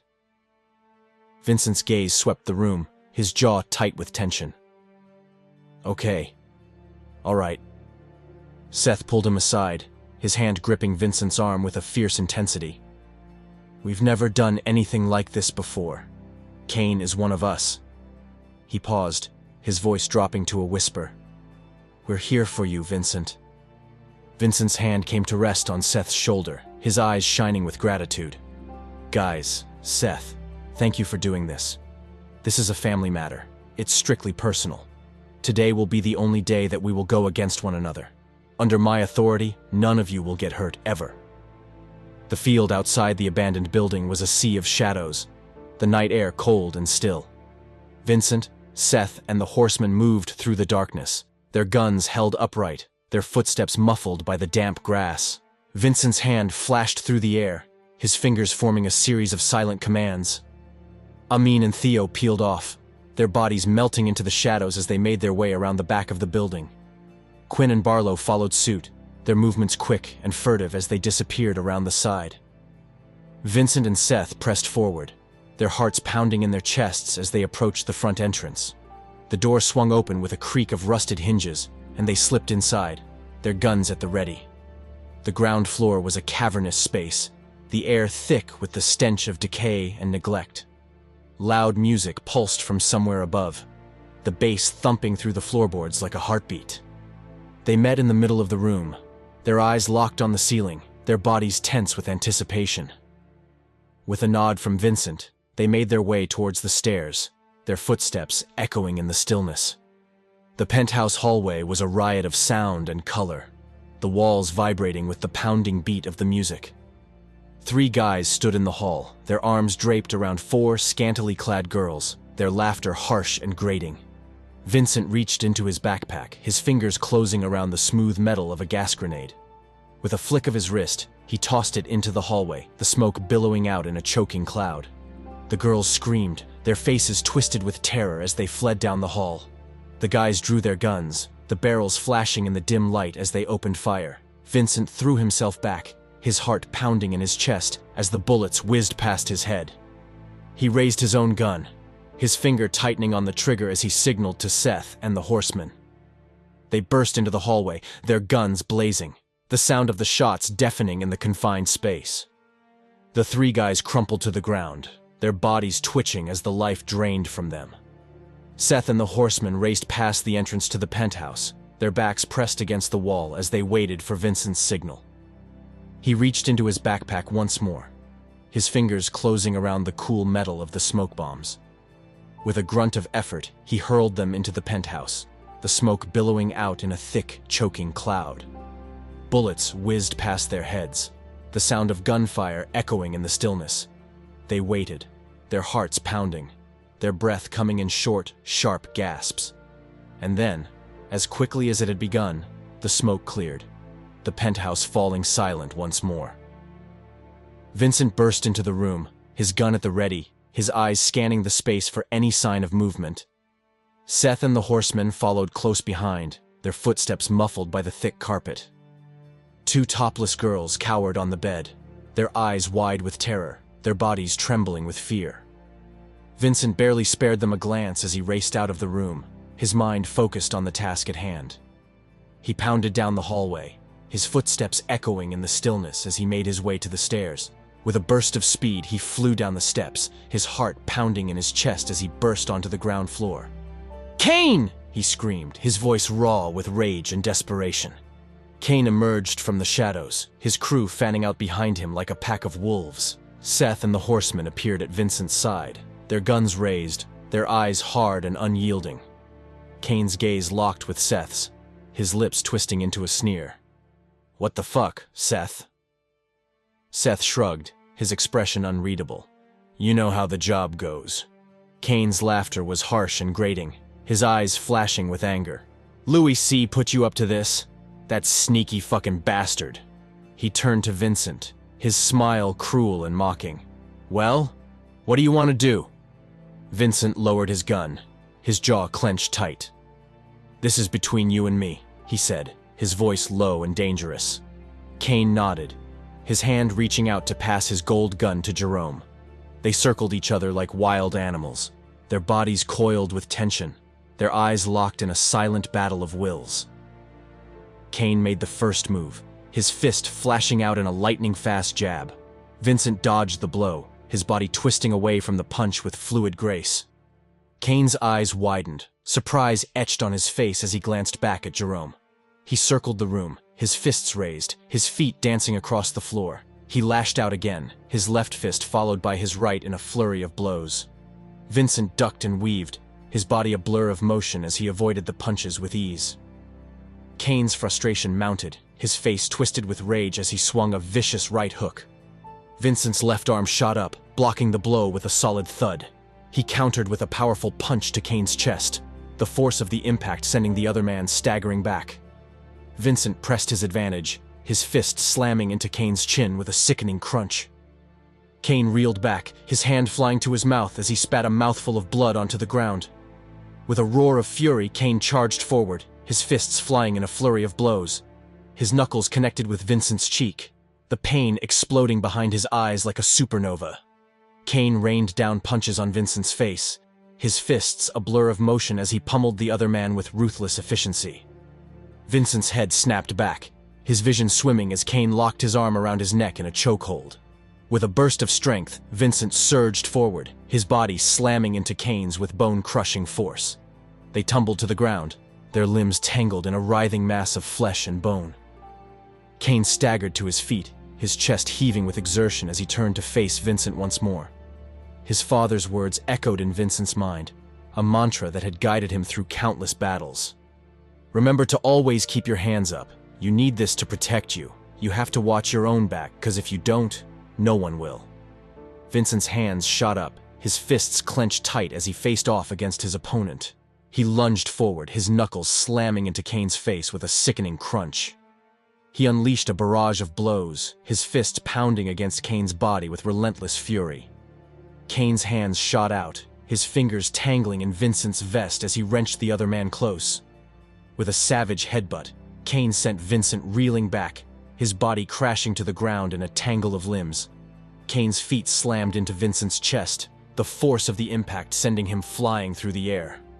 Vincent hit the ground hard, the breath rushing from his lungs in a painful gasp. He clutched at his back, his face twisted with agony as Kane loomed over him, his eyes glinting with malice.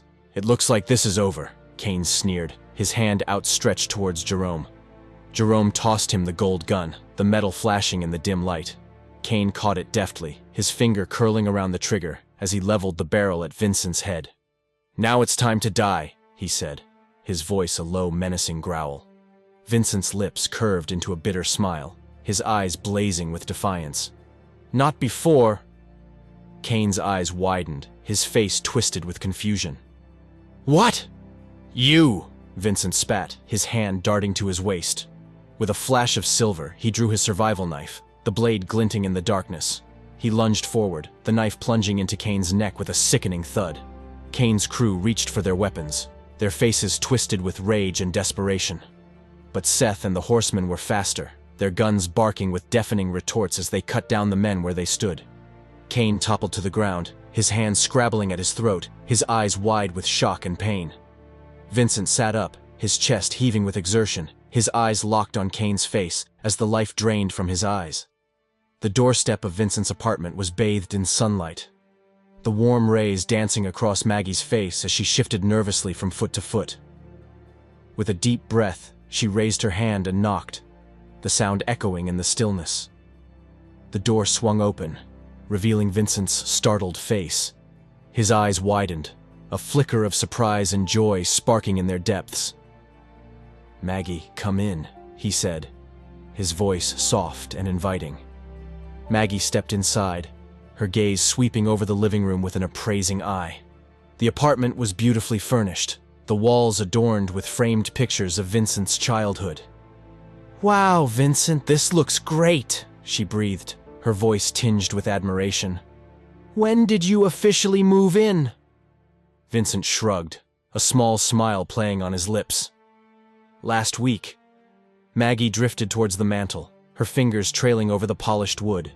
She paused before a picture of Vincent and his father, their faces split in wide grins, their eyes shining with happiness. "These pictures are great," she murmured, her voice thick with emotion. "Oh my, look at you and your dad, you guys look so happy." "Aw." She turned to face Vincent, her expression softening. "I'm happy for you." A beat of silence passed between them, heavy with unspoken words. Maggie drew in a shaky breath, her eyes darting to the floor. "Can we talk?" she asked, her voice barely above a whisper. Vincent nodded, his hand gesturing towards the sofa. Maggie sank down onto the cushions, her hands clasped tightly in her lap. Vincent sat beside her, his body angled towards hers, his expression open and inviting. "How's your mom?" he asked, his voice gentle. Maggie's lips curved into a small smile, her eyes distant with memory. "She's doing good. She's loving life." Vincent nodded, his own smile widening. "Good. I'll have to stop by and see her." Maggie's gaze dropped to the ground, her shoulders slumping with the weight of her words. "This is a bit difficult. I'm a little scared." Vincent's hand shot out, his fingers curling around hers in a gesture of comfort. "Maggie." She looked up, her eyes shimmering with unshed tears. "I'm pregnant." Vincent's breath caught in his throat, his heart swelling with joy and wonder. He cupped her face in his hands, his thumbs brushing away the tears that spilled down her cheeks. "That's wonderful," he murmured, his voice thick with emotion. He leaned in, his lips brushing against hers in a tender kiss. But the moment was shattered by a loud thud from the back room, the sound jarring in the stillness. Maggie pulled away. "Is someone here?" Vincent nodded, his expression sheepish. "Yeah, a couple of the guys came by to see the new place." Maggie's face fell, her eyes darkening with disappointment. Vincent's heart clenched, his fingers tightening around hers. "Maggie, you don't have to worry," he said, his voice low and urgent. "Everything is going to be the way it should. Come here." He pulled her into his arms, his chin resting on the top of her head as he held her close. Maggie melted into his embrace, her body shaking with silent sobs. "Give me a second," Vincent murmured, his lips brushing against her hair. "Let me get rid of these guys, Then we'll go to lunch, okay? Maggie nodded, her face buried in his chest. Vincent's smile was bright and reassuring, his eyes sparkling with promise. Okay, he said, his voice soft and gentle. He pulled away reluctantly, his footsteps heavy as he made his way towards the back patio. Seth and the horsemen lounged in the sun, their laughter ringing out in the stillness. Vincent sank into a chair, his expression grim. All right, guys. Let's make this quick. Seth nodded, his eyes glinting with a cold, hard light. He pointed to Quinn, his lips curving into a cruel smile. Quinn stepped forward, a branding stick clutched in his hand. He held it over the flames, the metal glowing red-hot in the sunlight. Barlow and Amin grabbed Vincent's right hand, their fingers digging into his skin as they held him steady. Vincent's heart pounded in his chest, his breath coming in short, sharp gasps. Inside the apartment, Maggie drifted towards the back door, her footsteps slow and hesitant. She cracked open the door, her eyes widening at the sight that greeted her. Quinn pressed the branding stick against Vincent's finger, the sizzle of burning flesh filling the air. Vincent's face twisted in agony, his teeth clenched against the scream that threatened to tear from his throat. Seth poured alcohol into 6-shot glasses, his laughter harsh and grating. "Whoa, he took that like a champ," he crowed, his eyes glinting with malice. He passed out the glasses, his hand rising in a mocking toast. "To Vinny," he said, his voice dripping with sarcasm. "To Vinny," the others echoed, their voices a chorus of cruel laughter. Vincent stared at the shot glass in his hand, his mind reeling with the weight of what he had done. He glanced at the horsemen, their faces twisted with cruel amusement. And then his gaze caught on Maggie, her face pale and drawn as she watched from behind the door. Vincent's heart clenched, his fingers tightening around the glass. He raised it to his lips, his eyes locking with Maggie's in a silent plea for forgiveness. And then he drank, the alcohol burning his throat like fire, the pain a welcome distraction from the ache in his heart. Maggie's eyes filled with tears, her hand flying to her mouth to stifle a sob. She stepped back from the door, her movements slow and deliberate as she eased it shut, the click of the latch like a gunshot in the stillness. And in that moment, Vincent knew that he had lost her, that the life he had dreamed of, the future he had longed for, was slipping through his fingers like sand. But there was no turning back now. He had made his choice, and now he had to live with the consequences, no matter how much it broke his heart.